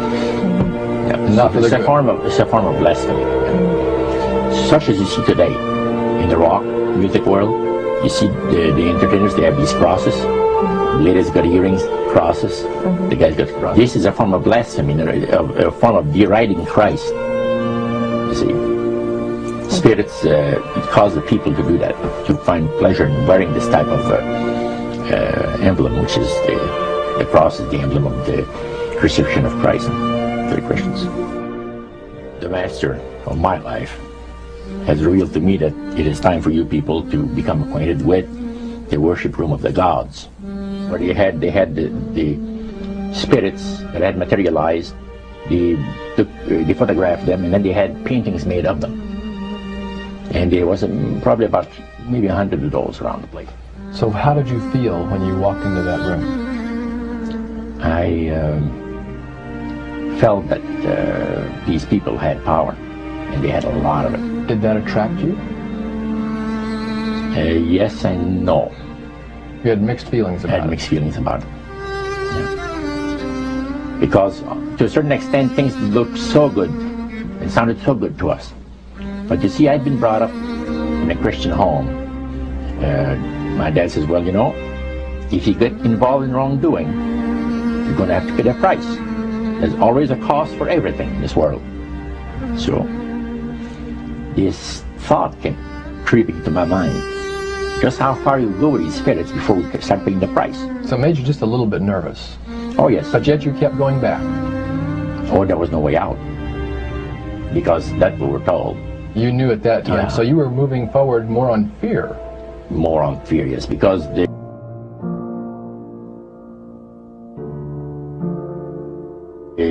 high priest said that the master had special plans for us in our lives. And that no one ever went into the society unless they were invited by the spirits. So that was made very clear. In reality, Roger, you were chosen by high-powered demon spirits to be a part of their human, special, privileged group. You see, these people in Montreal, the society, like the priest mentioned, there's thousands of spirit worshippers in only different societies of spirit worshippers in this world. But he says we are the elite. We know the real truth about the Master and his angels. And they're not hideous-looking beings. They are gorgeous creatures. And from the paintings that they had on the wall of the walls of that worship room. Now, when you would go to these praise sessions, what kinds of things happened at those sessions? Well, there's a lot of success stories. The masters has done this for me and that for me. I remember one. At what point did this demon worship start to affect you personally, Roger? Well, it wasn't too long that the priest mentioned to us that the time had arrived for us to start trusting the spirits and give the spirits a chance to work for us. And there was a number of gifts that you could choose from. That the priest mentioned to us that the time had arrived for us to start trusting the spirits and give the spirits a chance to work for us. And there was a number of gifts that you could choose from. There's letting his devotions and the worship room of the gods, and he will use a trance medium to converse with certain demon spirits that will inform him in regards to ancient history. And the man shook his head a little bit like this. His eyes went glazed, and he stayed at it for a half hour. And the spirit spoke to him. So then the spirit counselor. And what would you like to know? And so he asked the questions of one of these human beings that was channeling. Oh yeah, the voice changed and everything. The voice changed with the person completely. And it identified itself as a spirit guide. Oh, yeah. Spirit counselor, yeah. Okay, a spirit counselor. And then proceeded to tell him all the events that he was asking, yes. Answer his question? They had 3 major policies that were going to be followed. First, Lucifer says, we have to make sure that people, humans, get to believe that Satan and his angels do not really exist. You know, Roger, that's interesting because a recent research study report that I read indicated that in a national survey, I believe it's over 75% of people do not really believe in a real tangible devil. But there is one. Oh, the next thing, the 3 parts policy that they had adopted there, the second one was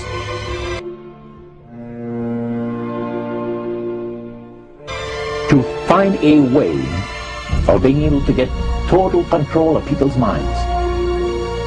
And that would be done by taking hypnotism out of the realm of the occult and introduce it as a new science for the benefit of mankind.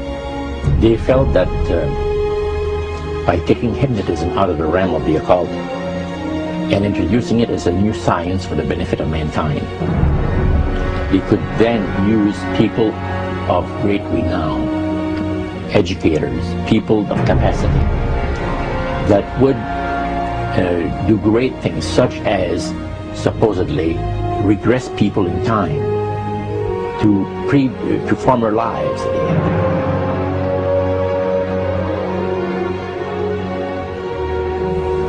And of course, after the session is over, the person would not know a thing about ancient history, and the person she or he has talked about performing, you know, certain deeds, let's say, 3,000 or 4,000 years ago. But this was their strategy. Now, what this would do for the thing is this, that it would create in the minds of the general public, solidly set in the mind of the general public, an unwavering trust in that great deception. So now this would be a way of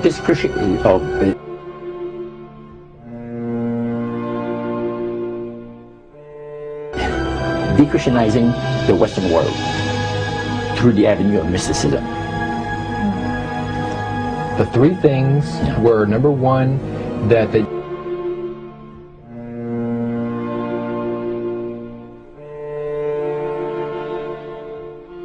did not want Satan did not want the human family to think that he or his angels existed. Right. The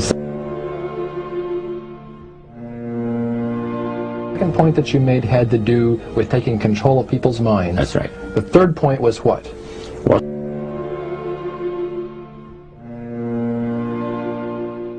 to destroy the Bible without burning it. Okay. See. And what was his strategy on that? On that, it was very interesting, because after the Great General Council, it was decided that Satan would tutor Charles Darwin personally in setting up the principles of his theories of evolution. He was tutored by Lucifer himself, fallen Lucifer. And at that time, it was understood, Satan and his spirit counselors understood, that if a person was led to believe in the theory of evolution, it would, in his life, destroy completely the creation week of the Bible, the fall of man, and plan of redemption. It would do away with it. Anyone that teaches a theory of evolution is considered to be a minister of a great religious system. And he said that every teacher of that theory is recognized by the spirits as a person of great value, and receives a very special unction from Satan himself, giving great power to induce spiritual blindness, to convince and convert. Three capacities.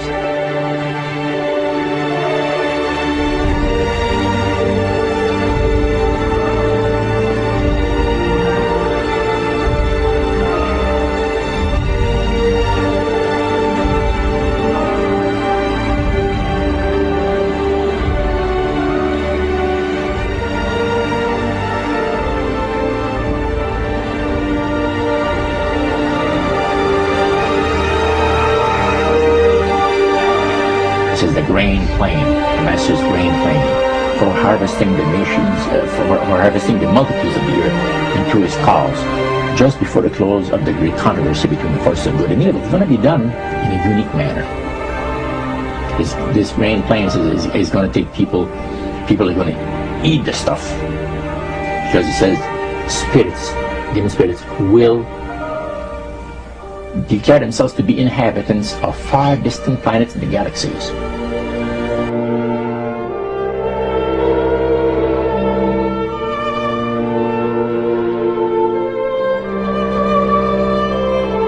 Coming to warn the inhabitants of planet Earth of the impending destruction of the planet, unless something seriously proper is done to avoid it.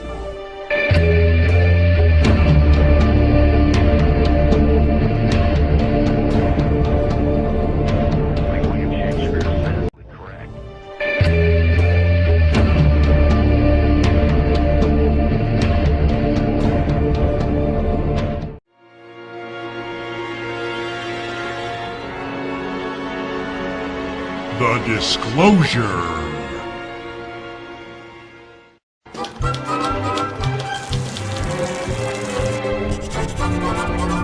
Hey, are your ideas for global takeover falling apart? Are you losing sleep over humanity's mass awakening? Is false flag terrorism fizzling out? Global warming gone cold on you?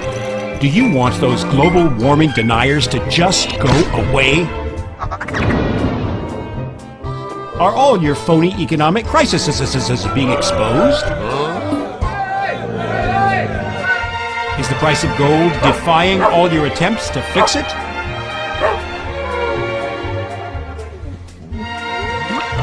Isn't killing the Gulf of Mexico and poisoning millions of people reducing the population fast enough for you?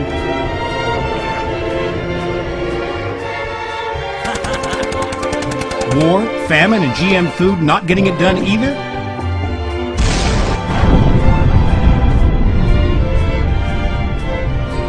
No?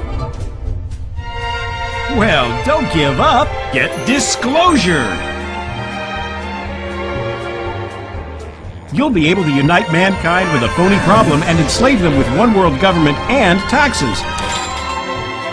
Yes, disclosure, your one-stop shop for full spectrum dominance. But wait, there's more. Sign up for Disclosure today and you'll get problem, reaction, solution absolutely free. That's right, absolutely free. Act now to be entered into our fabulous propaganda prize draw. Disclosure! Our surveys show that 9 out of 10 world leaders prefer it. Disclosure, cleansing the minds of the unwashed masses with a tantalizing, terrifying, taxable new reality. I'm only going to say this 3 times. Disclosure! Disclosure! Aliens may or may not be real. Your home may be at risk from those possible aliens. No major credit cards accepted because there is only one currency under a one world government. Prepare to die screaming, probably. Disclosure is compatible with Project Bluebeam. Do not employ critical thinking.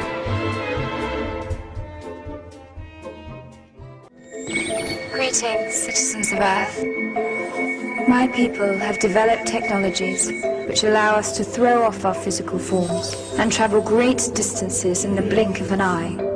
We are in dialogue with your leaders to help the human race survive its infancy, for we believe in you. We are helping your scientists find cures for diseases which afflict your bodies, and helping you to preserve your planet's most precious resources. Many among us wage peace, and one day, with our help, war may be a thing of the past. Our army is 1 billion strong and growing.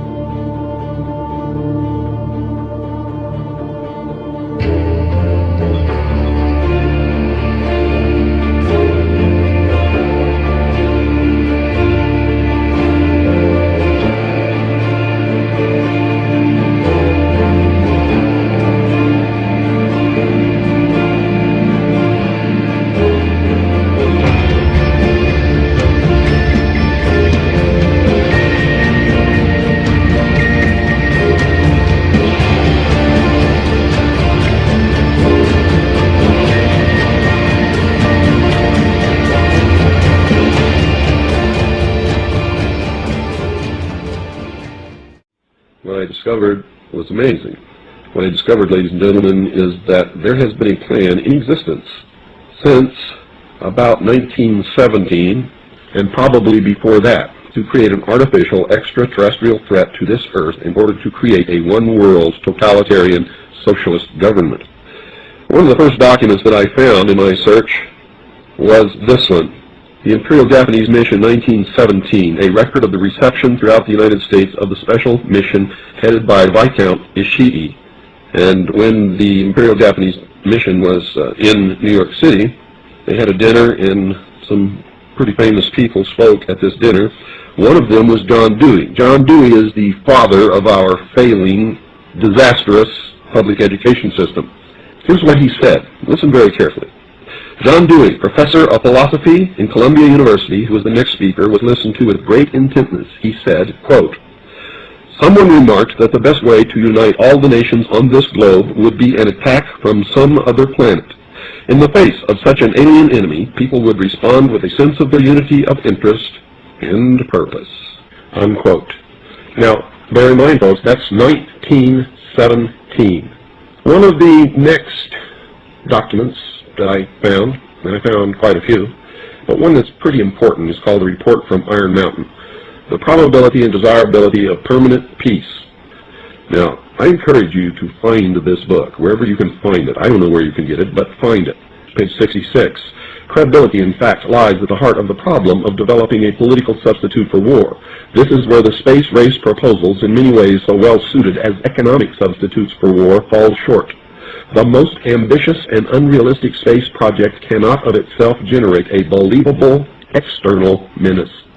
It has been hotly argued that such a menace would offer the last best hope of peace, etc., by uniting mankind against the danger of destruction by creatures from other planets or from outer space. Experiments have been proposed to test the credibility of an out-of-our-world invasion threat. And as you just heard, these things were planned many, many years ago. All the bombardment of the public with movies about flying saucers in the 50s, right after the United Nations Treaty was signed and the UN Participation Act was pushed through Congress, and all of the incidents since that have convinced the majority of the American people that flying saucers are real and extraterrestrials exist, and that flying saucers are from an extraterrestrial origin. This is being promulgated in many ways, by television commercials, in the movies, in the newspapers, by creating incidents either real or imagined. I believe, because of my research and because of the extensive documentation that I've found and that is in my book, that this whole scenario has been created to give us an artificial alien threat from outer space. During the Reagan administration, he made 6 speeches, specifically talked about a threat from outer space by some other species from some other planet. 6, ladies and gentlemen. Why would the president repeat the same thing 6 times, tagged on to the ends of speeches by him? The speechwriters did not put that in the speech. Ronald Reagan added it himself. Perhaps we need some outside universal threat. I occasionally think how quickly our differences worldwide would vanish if we were facing an alien threat from outside this world. How easy his task and mine might be in these meetings that we held if suddenly there was a threat to this world from some other species, from another planet, outside of the universe. We'd forget all of the local differences that we have. This was a powerful suggestion to implant into the minds of the people of the world that there really is a threat from some other species, from some other planet, to this Earth. Now, you people out there have been ignoring the UFO phenomenon for too long. It has all the earmarks of the most successful, most sophisticated mind control operation in the history of the world, and you are ignoring it. What better way to implement a plan to bring about a one-world government than to create the possibility in the minds of the people of the world that we are being threatened from some other species, from some other planet, and do it in a way that if anybody questions it or challenged it or wants to talk about it publicly, that they are ridiculed. And the ultimate goal is to make the Earth look very small, to present the people of the world with an external threat to this Earth, a superior race from some other planet, vastly superior to us in intellect, philosophy, and technology, in order to cause the dissolution of nation-states, the dissolution of all existing religions, and the formation of the world totalitarian socialist government.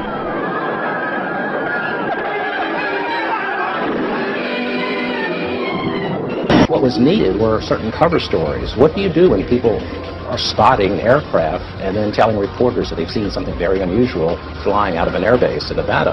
And frankly, this was the origin of a lot of the sightings that took place in the mid-50s, 1954, 55, 56, of unidentified flying objects, the UFOs. So the CIA was involved in encouraging people to believe that, yes, they saw UFOs, and the CIA and the military tried to be very helpful to reporters to get these stories out, to divert the attention of the country, and particularly the people in this region, about what they had actually seen.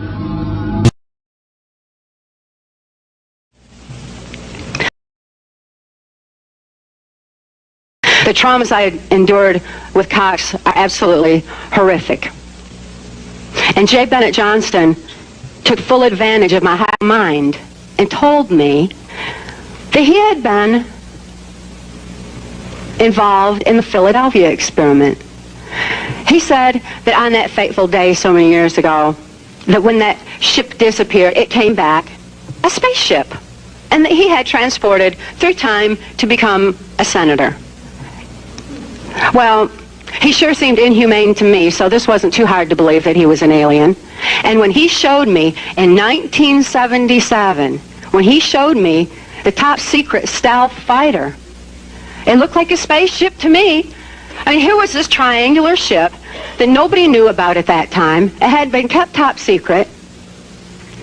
And he was using mind control illusions and manipulation of my mind to believe that he was an alien so that I would feel totally helpless and carry out exactly what it was that he told me to do.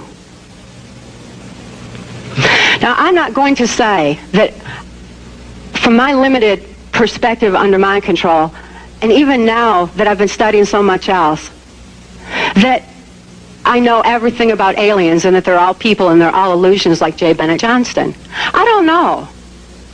But I am saying that there was a deliberate, orchestrated effort to manipulate my mind to believe that my abusers were aliens, to confuse fantasy with reality, so that I would feel exactly what I was told to do.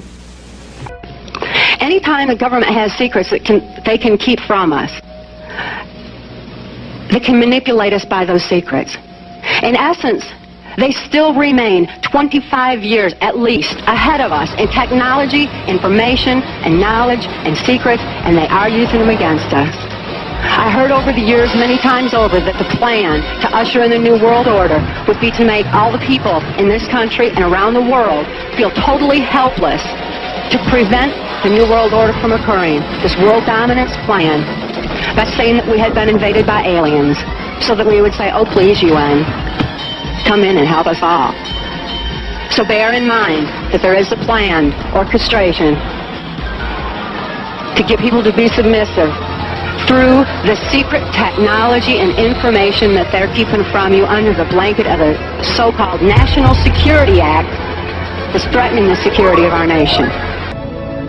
It didn't take much for the CIA to spin the extraterrestrial story into the hearts and minds of the American public.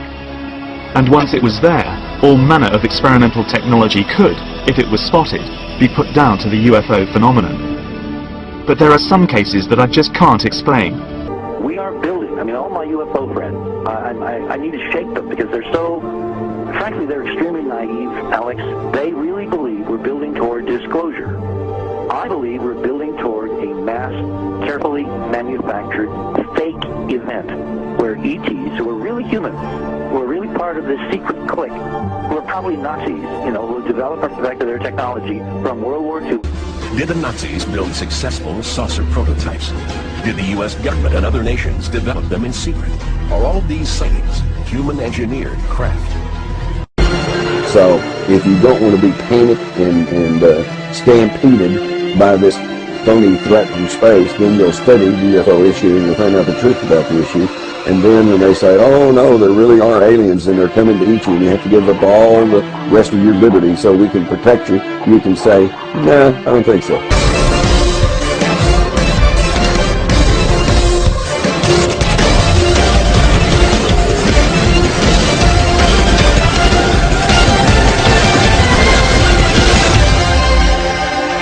And then he would repeat to me over and over, and the last card, the last card, the last card would be the extraterrestrial threat. but it's all based on a lie. Today I would like to talk about satanic ritual abuse, alien abduction, CIA mind control experiments, and the role of false memories in each of those things. Okay, well that's a lot of stuff. But strangely, these subjects are all linked together. So the false memory controversy has been bubbling along in our culture forever and in psychiatry forever, but really came to the fore in April 1992 when the False Memory Syndrome Foundation was formed. And it was basically a group that identified itself as support organization for men who were falsely accused of incest by their daughters. And that was just regular, so-called everyday incest inside the family. And then they took the position that therapists were implanting all these false memories in the girls' minds, and that the dad was just an upstanding citizen who never had abused anybody. And it appeared from what I could tell that this was probably true. Some guys actually, in fact, were falsely accused of incest, and I certainly was aware of therapies that were way out of control, including the therapist having sex with the patient, according to the therapist. But this is how this all got rolling. And then the membership on the professional board for the False Memory Syndrome Foundation included a whole variety of psychologists, psychiatrists, and so on. But it included Martin Orne and Louis Jolyon West, who were both cleared at top secret as mind control contractors under the CIA's program MKUltra, and were directly involved in studying and creating dissociative states for the CIA, which is part of the CIA's Manchurian Candidate program. And in the CIA mind control documents, it describes all this in detail, and it describes actual operations on U.S. soil using safe houses, interview techniques, sensory deprivation, isolation, hypnosis, and so on, all of which had been studied by Martin Orne and Louis Jolyon West to erase memories, which had been studied by Martin Orne and Louis Jolyon West to erase memories, implant false memories.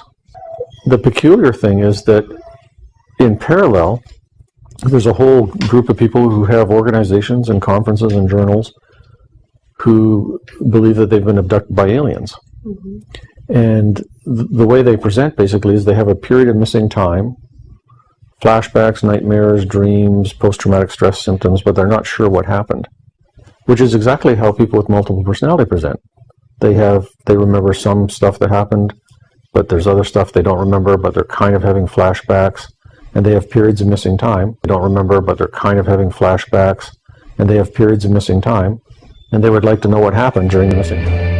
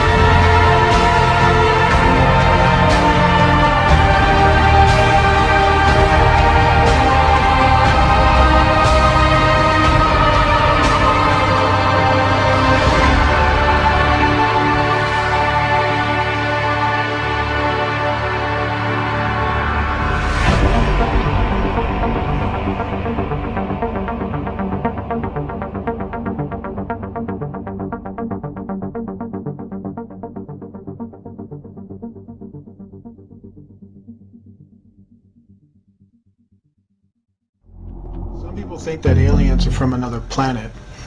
And some people think that aliens travel intergalactically, to say that they travel as people or pilots in a ship. And some people think that they're from another solar system. And some people think that they created us. And so some people think that they're here to bring about an ancient knowledge that mankind lost or something like that. Some people think that Christ is one of these individuals and a human thing or human disguise. There are a lot of different beliefs in regards to them. And one thing that has been proven true is that these beings have been deceivers since they first got here. And every time they told a ruler or a person that they came from a planet or they came from a society and that they were created under a different God than we would know, it has often been shown to be a lie. They seem to also change the story of their origin, and history has shown that over and over again. And what I mean by that is to say many times when people thought that they were on another planet, turned out that under hypnotic trance, through hallucinations called either holographic images, they were meant to think they were on another planet. Some of them have literally woken up in the midst of having this technology operated on, and they realized that they were actually in a laboratory room. And unfortunately, when they realized they were in a laboratory room, they realized that there were human beings in that room, and there were actual, real Nephilim beings in that room. They realized that they were not on a planet, but they realized that they were somewhere on Earth, and they were in a secret place where they were being experimented on. Some of them are actually using ships, real technological ships, to kidnap people. That does not qualify them as coming from another planet, as the way they would define it. So let's understand a little bit more evidence on that. Let's go back to the intergalactic thing, okay? If they're from an intergalactic world, let's say they're from 9 solar systems away from us, and they were from a technological world that is 9 solar systems away from us, that world would be far more present than non-existent as we're in that state now. Meaning the traffic would be so heavy that you would see it, and you would clearly see it all the time. Interesting thing about space is that the solar system that we live in is actually called clean space, meaning there aren't really a whole lot of debris and gases and things in our solar system. It's very clean. But the solar systems that are around us are filled with very dangerous gases, and they're filled with strange anomalies, weird type of rocks. And basically what I'm saying is, for the kind of technology to travel warp speed at such a speed and power that it would probably kill them before they even got here, the gases would definitely ignite with nuclear energy sources. This is why deep interstellar travel is not possible, because the more and more further you go out into space, the more and more dangerous it becomes to travel. So if there was intergalactic activity going on, where people are actually blasting themselves from that solar system over to here, the traffic and the accidents and the explosions from these accidents would be so magnificent that they would be seen from Earth. And so we don't see anything like that. Not anything like that at all. And let's say they manage to get through the gases and the rock formations and everything else. Let's say they develop some type of technology where they could actually do that. Still, what you don't factor in is that you will see them coming before they even got here. And the whole world would actually see them coming before they even got here. You don't see that. So that debunks any theory that they are intergalactic. Also, if they created us, then who created them? You got to recognize that the universe is far bigger than an alien, as they want to call it. And these aliens do not have appropriate explanations for these things. They ignore these questions. At this stage, the rocket was traveling between 11 and 14,000 miles per hour when a saucer-shaped craft entered the frame. It flew into the frame like this. It shot a beam of light at the warhead. Now, remember, all this at this point at several thousand miles an hour. So this thing fires a beam of light at the warhead, hits it, fires another beam of light, and then flies out the way it came in. And the warhead tumbles out of space. In many incidences where these beings have been confronted, Jesus Christ has often been asked of them. And you know, they actually say that he's real. They can't even deny him. You ever wondered why? Now, from their behavior of disappearing and reappearing, that's not the behavior of an intergalactic entity. Because you are an intergalactic entity. You are actually in a galaxy. And if you were to go to another planet, let's say Mars, they would see you coming because you're in a ship. You would actually try to communicate with the rulers. You would communicate with the people. They would see you coming down from your ship in a normal intergalactic travel way. Have you ever seen these entities do that? Absolutely not. They just seem to appear out of nowhere. And they always want to have very secret meetings. And they're very good at hiding from the people. Have you ever wondered why?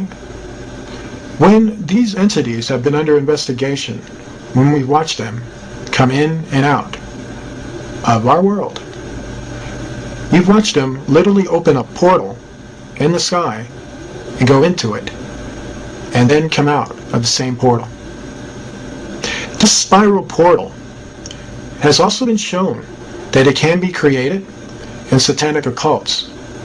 There are people who practice magic that we would probably know now as Kabbalah, but had other names before that, where they can open up the same portals.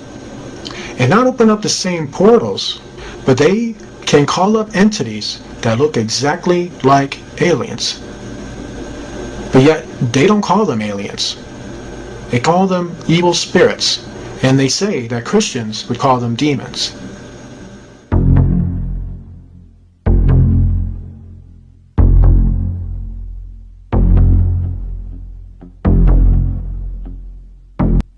Question, can you talk about UFOs? My sister, before my wife came around, used to be leader of the state of Ohio, the high priestess there, of the whole state. And her real pastime was calling up, supposedly filling the sky with UFOs and watching everybody's excitement. And some of the most outstanding sightings were in the early 70s in Ohio. And she used to laugh about it because she'd be standing in a circle out in the field somewhere calling up demons. And that's all they were angels of light playing games in the sky. Remember, a demon, get the little spooky picture. They are a fallen angel, an unclean spirit. They can assume any form or go into anything, but they can assume forms including space-in or solid objects like flying saucers or so on. That's why when they appear on the radar scope and the jet gets up there, they vanish right in front of the palace eye, because they're nothing but a spirit. Because they're nothing but a spirit. Because they're nothing but a spirit. Okay, so what we have here with certain fallen angels is that they have the ability to transform, and a lot of that was exploited in the Transformers series movies. And so what they did was they based that off of something that was real. And so what we have with fallen angels is not what people think. It's not the touched by an angel version with these guys. These beings are spiritual beings with incredible powers, and one of those powers entails that as we would create objects and as we would form these objects through resources and through the materials and the powers that we have, their powers is that they can transform themselves into objects. And so we're talking objects that look like space-age vehicles and planes. We're talking about objects that basically look like other entities. They can transform into a creature. They can transform into a ship. They can transform to even look like the implements that we have. They can literally transform themselves to disguise themselves as a car, as a plane, and as a lot of different type of objects. There's really nothing they can really do in terms of transforming. We do know that when it comes to the fallen angels, they don't have as much power as they normally would in terms of their transforming abilities. A lot of them like to transform into basically UFOs, basically planes, basically other looking creatures. And sometimes they get sporadic, sometimes they kind of, from a lot of the transforming and using the powers that they use in our dimension, it kind of weighs heavy on them. They can't always maintain it. They can't always maintain maintain the form or the shapes that they take, and sometimes they go a little crazy in the atmosphere, and then sometimes it's caught on camera where they're just like morphing into like a UFO and then a dragon and then other types of forms of spiritual reptilian looking you know, helixes, if you will, you know, combinations of different forms. For instance, you'll see some transforming from a UFO into a dragon-looking creature and then back again, and then it disappears and then comes back again. And when it's doing that, what's happening at that moment is that it's freaking out because it can't maintain its form in our dimension, and they don't want to go back to the other dimension they just came from. So they try to struggle with it.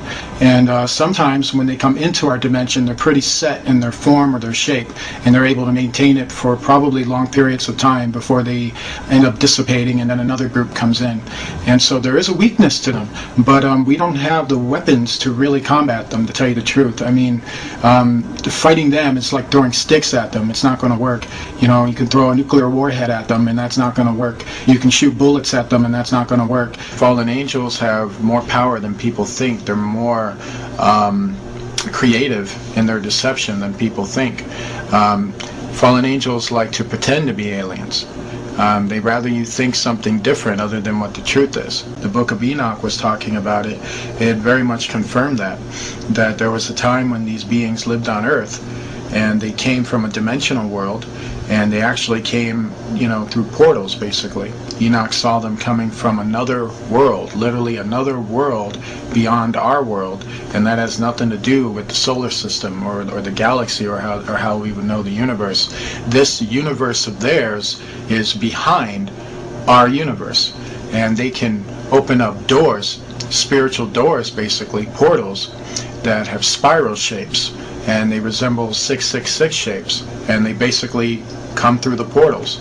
And when they do, they tell people they're aliens, or they tell people they're gods, or they tell people that they came from Jupiter or from Mars, and they tell people they're going to solve all their problems. And then when people deal with them, and this is our rulers, by the way, our rulers make deals with them, and even if it involves hurting us, they'll make those deals with them. The globalists don't believe in Satanism. They believe they're contacting interdimensional aliens through the drug use and through the electronic interface, and they believe, and actually write about, Ray Kurzweil, all of them, that they're going to merge with the machines, blast off into hyperdimensional space, and that's why they're so crazy. That's why they want to get rid of us. That's why they're smiling and giddy and acting so nuts, because they believe, if you're a psychiatrist and are hearing this, understand, whether it's real or not, they believe they are in contact with these entities and are being directed by them. That's why they're so evil, and the entities are telling them eternal life, total power, total control, everything you could ever want, just kill everyone. Okay, so what we had that occurred in Enoch's time was that there were rulers that were on that earth, powerful rulers who were worshiping evil spirits. These evil spirits told these rulers that they came from another planet, and that they were going to solve their problems for them, and that there was more God than just the one true God. And so they believed in that for like hundreds of years for a while. What happened is that over time, while these rulers were worshiping and not taking warning from the other sons of God, those entities backstabbed them. And what happened is that the more and more the rulers worshipped them, and the more they got control over what they did, it allowed those entities to enter further and further into our world, to the point where they received enough energy and enough permission from these rulers to literally enter our stratosphere. And when they entered our stratosphere, they came in full invasion force. The book of Revelation tells us that's going to happen again. We are living in the stage where the beginning of that is already happening.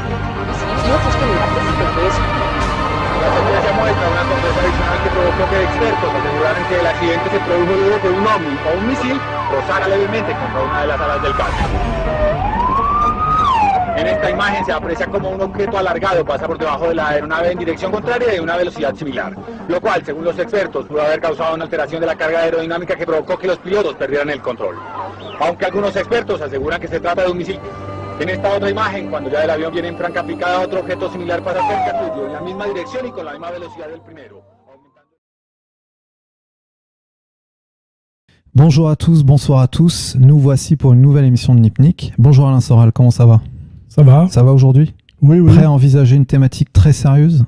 Ouais, c'est un peu même un peu sérieux même. Bon, alors on va parler de religion dans cette émission. Alors première chose, est-ce que vous croyez en Dieu? C'est une très difficile question. Pourquoi? J'arrive à y répondre négativement. C'est-à-dire je crois au diable, je crois au mal. Et je crois à la présence du diable et des forces du mal sur Terre. Voilà. Et pas forcément un dieu alors. Non, mais par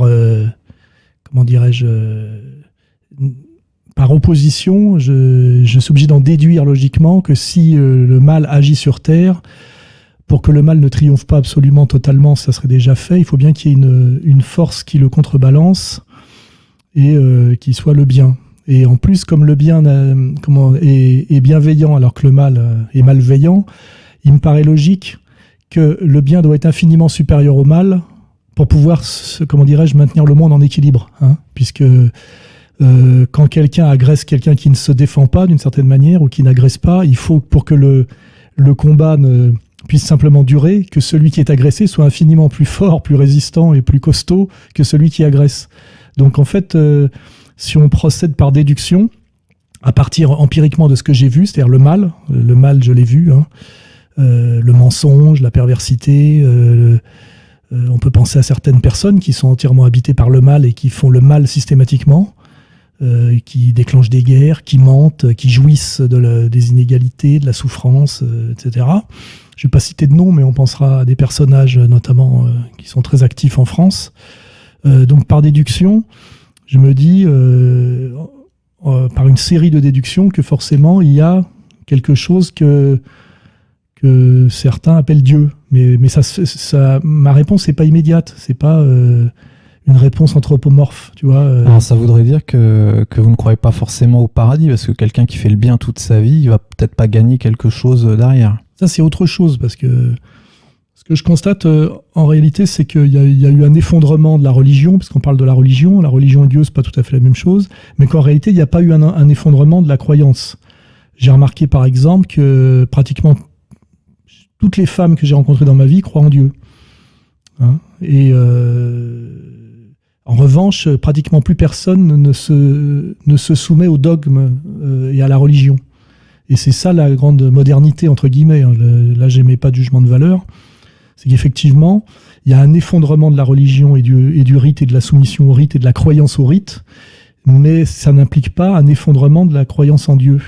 C'est deux choses assez différentes, et c'est ça qui caractérise la période actuelle. C'est-à-dire qu'aujourd'hui, nous avons un Dieu sans religion, pratiquement. C'est vrai peut-être pour les catholiques, peut-être pas pour les autres religions. Enfin, c'est vrai en général, d'ailleurs, quand on dit les catholiques, la France est un pays chrétien catholique et les églises sont vides. Il y a très très peu de pratiquants aujourd'hui, et pourtant tout le monde est quand même dans un bain culturel, on va dire, qui a à voir avec la chrétienté catholique, et que en fait les anti-cléricaux, c'est-à-dire des anti-religieux, il y en a très peu. Hein, des anti-religieux hystériques, il y en a très peu. Donc voilà, c'est ça que je voulais dire. C'est aujourd'hui, il y a une croyance généralisée en Dieu, mais qui ne passe plus par la médiation de la religion. Alors on pourrait penser que c'est le triomphe du protestantisme, mais c'est pas ça non plus. C'est-à-dire qu'il y a une perte de croyance dans les religions comme médiatrices et légitimes entre Dieu et les hommes. Alors ça emmène à la prochaine question d'ailleurs. Est-ce que la religion est une création de l'homme ou de Dieu, d'après vous? Ça, c'est des questions, je dirais, de métaphysique du pauvre.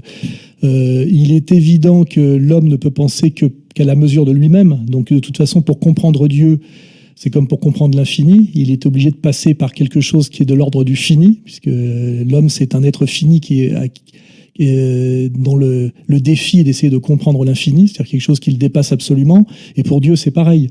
D'ailleurs, je me méfie terriblement des gens qui prétendent, moi, comme certains connards qui m'emmerdent, dialoguer avec Dieu et que Dieu les a mandatés, notamment pour m'emmerder. Je pense que c'est d'une hérésie incroyable. Si Dieu est Dieu, il est omniscient et infiniment grand. Il nous dépasse absolument, donc nous ne pouvons ni le nommer, ni l'envisager, ni même le comprendre. Nous pouvons juste comment dirais-je, admettre cette différence hiérarchique infinie. Hein. Donc, en fait, quoi qu'on fasse, on se retrouve toujours face à la même question. Personne n'est totalement hors de la question de Dieu. Hein.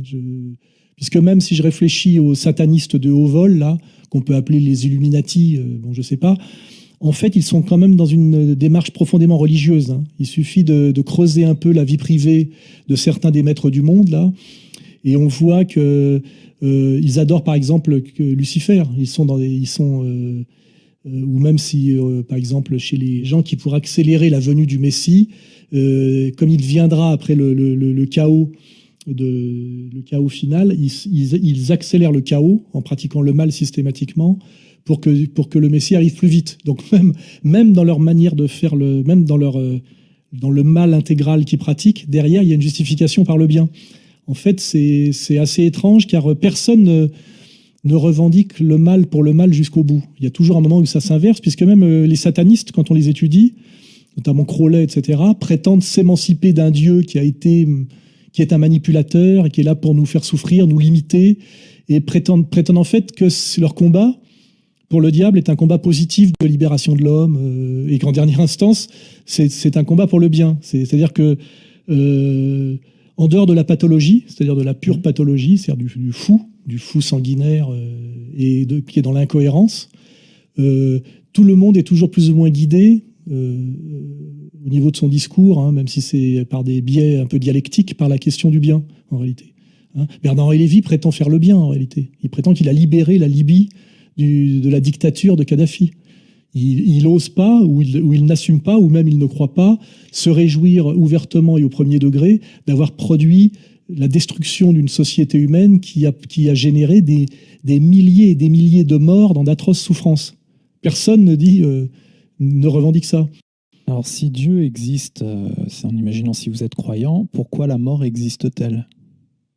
Pourquoi l'homme alors est fini ? Pourquoi il n'a pas le droit de d'être dans l'infini lui aussi ? C'est une question assez simple si on veut, parce que l'homme n'est pas Dieu justement.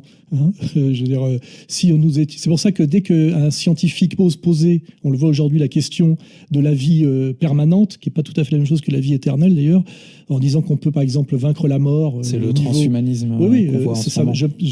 Ça me paraît très inquiétant sur le plan métaphysique. Immédiatement, moi, ça m'inquiète parce que c'est un défi à Dieu. Ce qui prouve bien que, d'une certaine manière, je suis religieux parce que je trouve ça très angoissant d'oser affirmer ça. Alors, il y en a qui l'affirment, le sourire aux lèvres, avec en plus derrière l'idée que c'est un marché. Oui, mais alors à ce moment-là, à un autre niveau, les médicaments, quand ils sont arrivés, quand on peut guérir l'être humain de maladies, c'est-à-dire que vous êtes aussi contre parce que non, mais là, c'est la question des médiations, évidemment. Alors, à ce moment-là aussi, on peut se poser c'est la question de, comment dirais-je, de la limite. Hein. C'est-à-dire que petit à petit, pas à pas, on peut très bien ne pas voir le franchissement de la limite. Entre ne pas laisser mourir un enfant qu'on pourrait soigner sous prétexte que certaines sectes sont comme ça, hein, refusent absolument tout soin en disant que Dieu veut tout. Je suis désolé, c'est pas du tout. C'est une déviation perverse. On est sur la terre pour vivre des choses, on a une liberté évidente, tout n'est pas écrit de A à Z et tout n'est pas la volonté de Dieu, c'est-à-dire le mal, le bien, les maladies, les accidents de voiture, etc. Ça, c'est des visions, à mon avis, totalement dégénérées. Du coup, quand Google veut ajouter simplement, en fait, le principe, c'est que si vous perdez votre jambe, ils veulent remplacer par une jambe bionique, entre guillemets, qui pourra durer éternellement, et finalement arriver à la fin à ce que tout le corps humain soit comme ça, Mais justement, entre une prothèse, hein, qui est une partie, et tout le corps humain qui est remplacé, excusez-moi, il y a quand même une différence, ce qu'on appelle un saut qualitatif, c'est-à-dire où on passe de la quantité à la qualité. Et là, il y a une rupture radicale. Hein.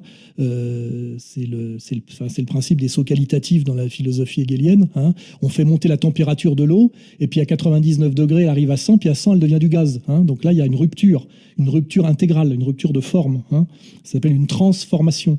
Et la prothèse, c'est quelque chose, oui.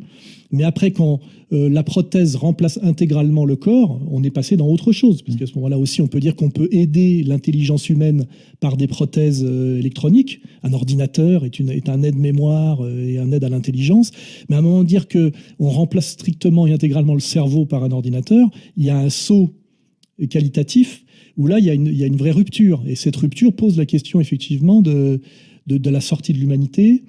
On n'est plus dans l'humanité augmentée, on est dans la rupture totale avec l'humain. Et effectivement, là, il y a quelque chose d'angoissant, qui est évidemment angoissant. Mais est-ce qu'on y arrivera quand même? Parce qu'il y a des gens qui sont prêts à payer pour ce... Alors, moi, j'ai remarqué un truc, c'est que les scientifiques ont un petit côté naïf. Par exemple, si on pense à la conquête de la modernité, c'est souvent la conquête de l'infiniment petit. Pasteur découvre les microbes, mais après il faut découvrir les virus, et puis après on croit que la virus c'est le maximum de petitesse qu'on peut trouver dans l'organisme. Et puis pareil pour l'atome, alors on découvre l'atome, les électrons, et puis après on voit qu'il y a encore des choses plus petites, etc. Or en fait, j'ai compris, moi, et remarqué que ça ne s'arrête jamais. C'est-à-dire que quand on croit qu'on est arrivé à la limite, c'est simplement qu'on est arrivé à la limite de ce qu'on peut voir à un moment donné. Mais ça ne s'arrête pas. Aujourd'hui, on voit qu'on avait pensé et réglé définitivement certains problèmes avec les antibiotiques. Or, il y a une adaptation aux antibiotiques. La plus petite particule élémentaire telle qu'elle était définie en termes d'échelle quantitative dans les années 30, aujourd'hui, on a trouvé X fois plus petit. Et on invente encore des appareils pour essayer d'aller encore dans le plus petit. Et là, on est toujours dans la question qu'il n'y a pas de limite à l'infiniment petit comme à l'infiniment grand. Donc, de toute façon, comme l'histoire, le combat, le challenge ne s'arrête jamais. Et ceux qui vous disent, là, avec un micro, dans 50 ans, nous aurons vaincu la mort parce que nous sommes capables, effectivement, de rendre réversibles des désorganisations cellulaires et organiques, peut-être, effectivement, qu'on va réussir à résoudre ce problème-là. Mais immédiatement, ça va en faire surgir d'autres. Hein, exactement comme les médicaments qui soignent certaines maladies mais provoquent des déséquilibres au niveau du complexe global corporel et génèrent d'autres souffrances. On a vu aussi qu'à un moment donné, on a réglé par exemple au niveau de l'agriculture des problèmes par les pesticides. Et puis ces pesticides qui à un moment donné étaient une solution, aujourd'hui deviennent un problème. Ils tuent les abeilles, ils créent un appauvrissement, etc. Donc en réalité, et c'est là que je crois à l'histoire, hein, ce qu'on appelle l'histoire, c'est-à-dire que c'est quelque chose qui n'a pas de fin. Hein. Et les naïfs sont ceux qui croient à la fin de l'histoire, à la fin d'un processus, à la fin d'un processus de découverte. Hein. C'est-à-dire, ça y est, nous avons trouvé la solution, la limite, et le problème est réglé, et il est réglé définitivement. Non. Dès qu'un problème est réglé définitivement, de ce définitif surgit des effets paradoxaux, des effets pervers, qui déplacent le problème, créent de nouveaux problèmes. Et c'est en ça que la question, à mon avis, de la mort, la question de la santé est une question sans fin. Voilà. Mais en même temps, l'homme donc veut donner un sens à la mort à travers la religion. Est-ce que d'après vous, il faut qu'il y ait un sens à la mort pour l'être humain? L'être humain est un être, comment dirais-je, de raison, au sens où par sa puissance du cerveau, il cherche à comprendre, il produit de la compréhension, hein, il produit des catégories, il produit ce qu'on appelle la logiste, ensembliste, identitaire, etc. Enfin, et en fait, l'absurde, l'inexpliqué, qui n'est pas l'inexplicable, hein, lui est en fait insupportable, c'est générateur d'angoisse. Donc de toute façon, l'homme est un animal dont une des composantes, je dirais, fondamentales est la quête de la vérité, de la solution. C'est un inventeur profondément. C'est pour ça qu'il est jeté dans l'histoire. Il commence à inventer le silex, puis après le biface, et puis après, je sais pas quoi, la sagaie, et puis il ne s'arrête jamais. Donc l'idée, par exemple, de l'inexplicable, de l'absurde, de la chose sans explication, est quelque chose qui est profondément anti-humain et générateur d'angoisse. C'est-à-dire, c'est une immobilisation forcée qui ne peut pas lui correspondre. Donc, de ce point de vue-là, l'homme cherche toujours des explications, et l'explication ultime, c'est l'explication par rapport à l'au-delà de l'humain, l'au-delà de la vie, l'au-delà de la mort. Et donc, on voit bien que derrière, c'est la question de Dieu. Hein. Enfin, Dieu, ça peut être, comment dirais-je, l'addition illimitée de tous ces attributs qui sont autant de questions que l'homme est capable de se poser, et surtout qu'il n'est pas capable de ne pas se poser. Ce qui est beaucoup plus effrayant, c'est les hommes qui sont capables de vivre sans se poser de questions qu'on appelle métaphysiques. Et c'est vrai que quand on ressent une angoisse par rapport à l'American Way of Life, très très bien montré dans les documents publicitaires des années 50, Technicolor, on peut se dire, est-ce qu'un homme peut se suffire d'un pavillon avec une piscine et un barbecue? Tu vois, et de pousser des putes dans la piscine en faisant griller des saucisses le dimanche. À un moment donné, il se crée en lui s'il n'est pas un animal, c'est la vraie question, quelque chose de l'ordre du vide métaphysique, de l'insuffisance religieuse. Et là, d'ailleurs, en général, il part sur des chemins. Ça peut être, alors, au plus bas, ça peut être le bricolage, hein, le coin bricolage, le jardinage, et ça peut aller, quand on monte dans les hautes sphères, jusqu'à la quête spirituelle intégrale, qui donne le Moyen-Âge chrétien des monastères et des moines, hein, dont toute la vie est, consacrée à l'étude et à la recherche et à la compréhension du divin. I am your God.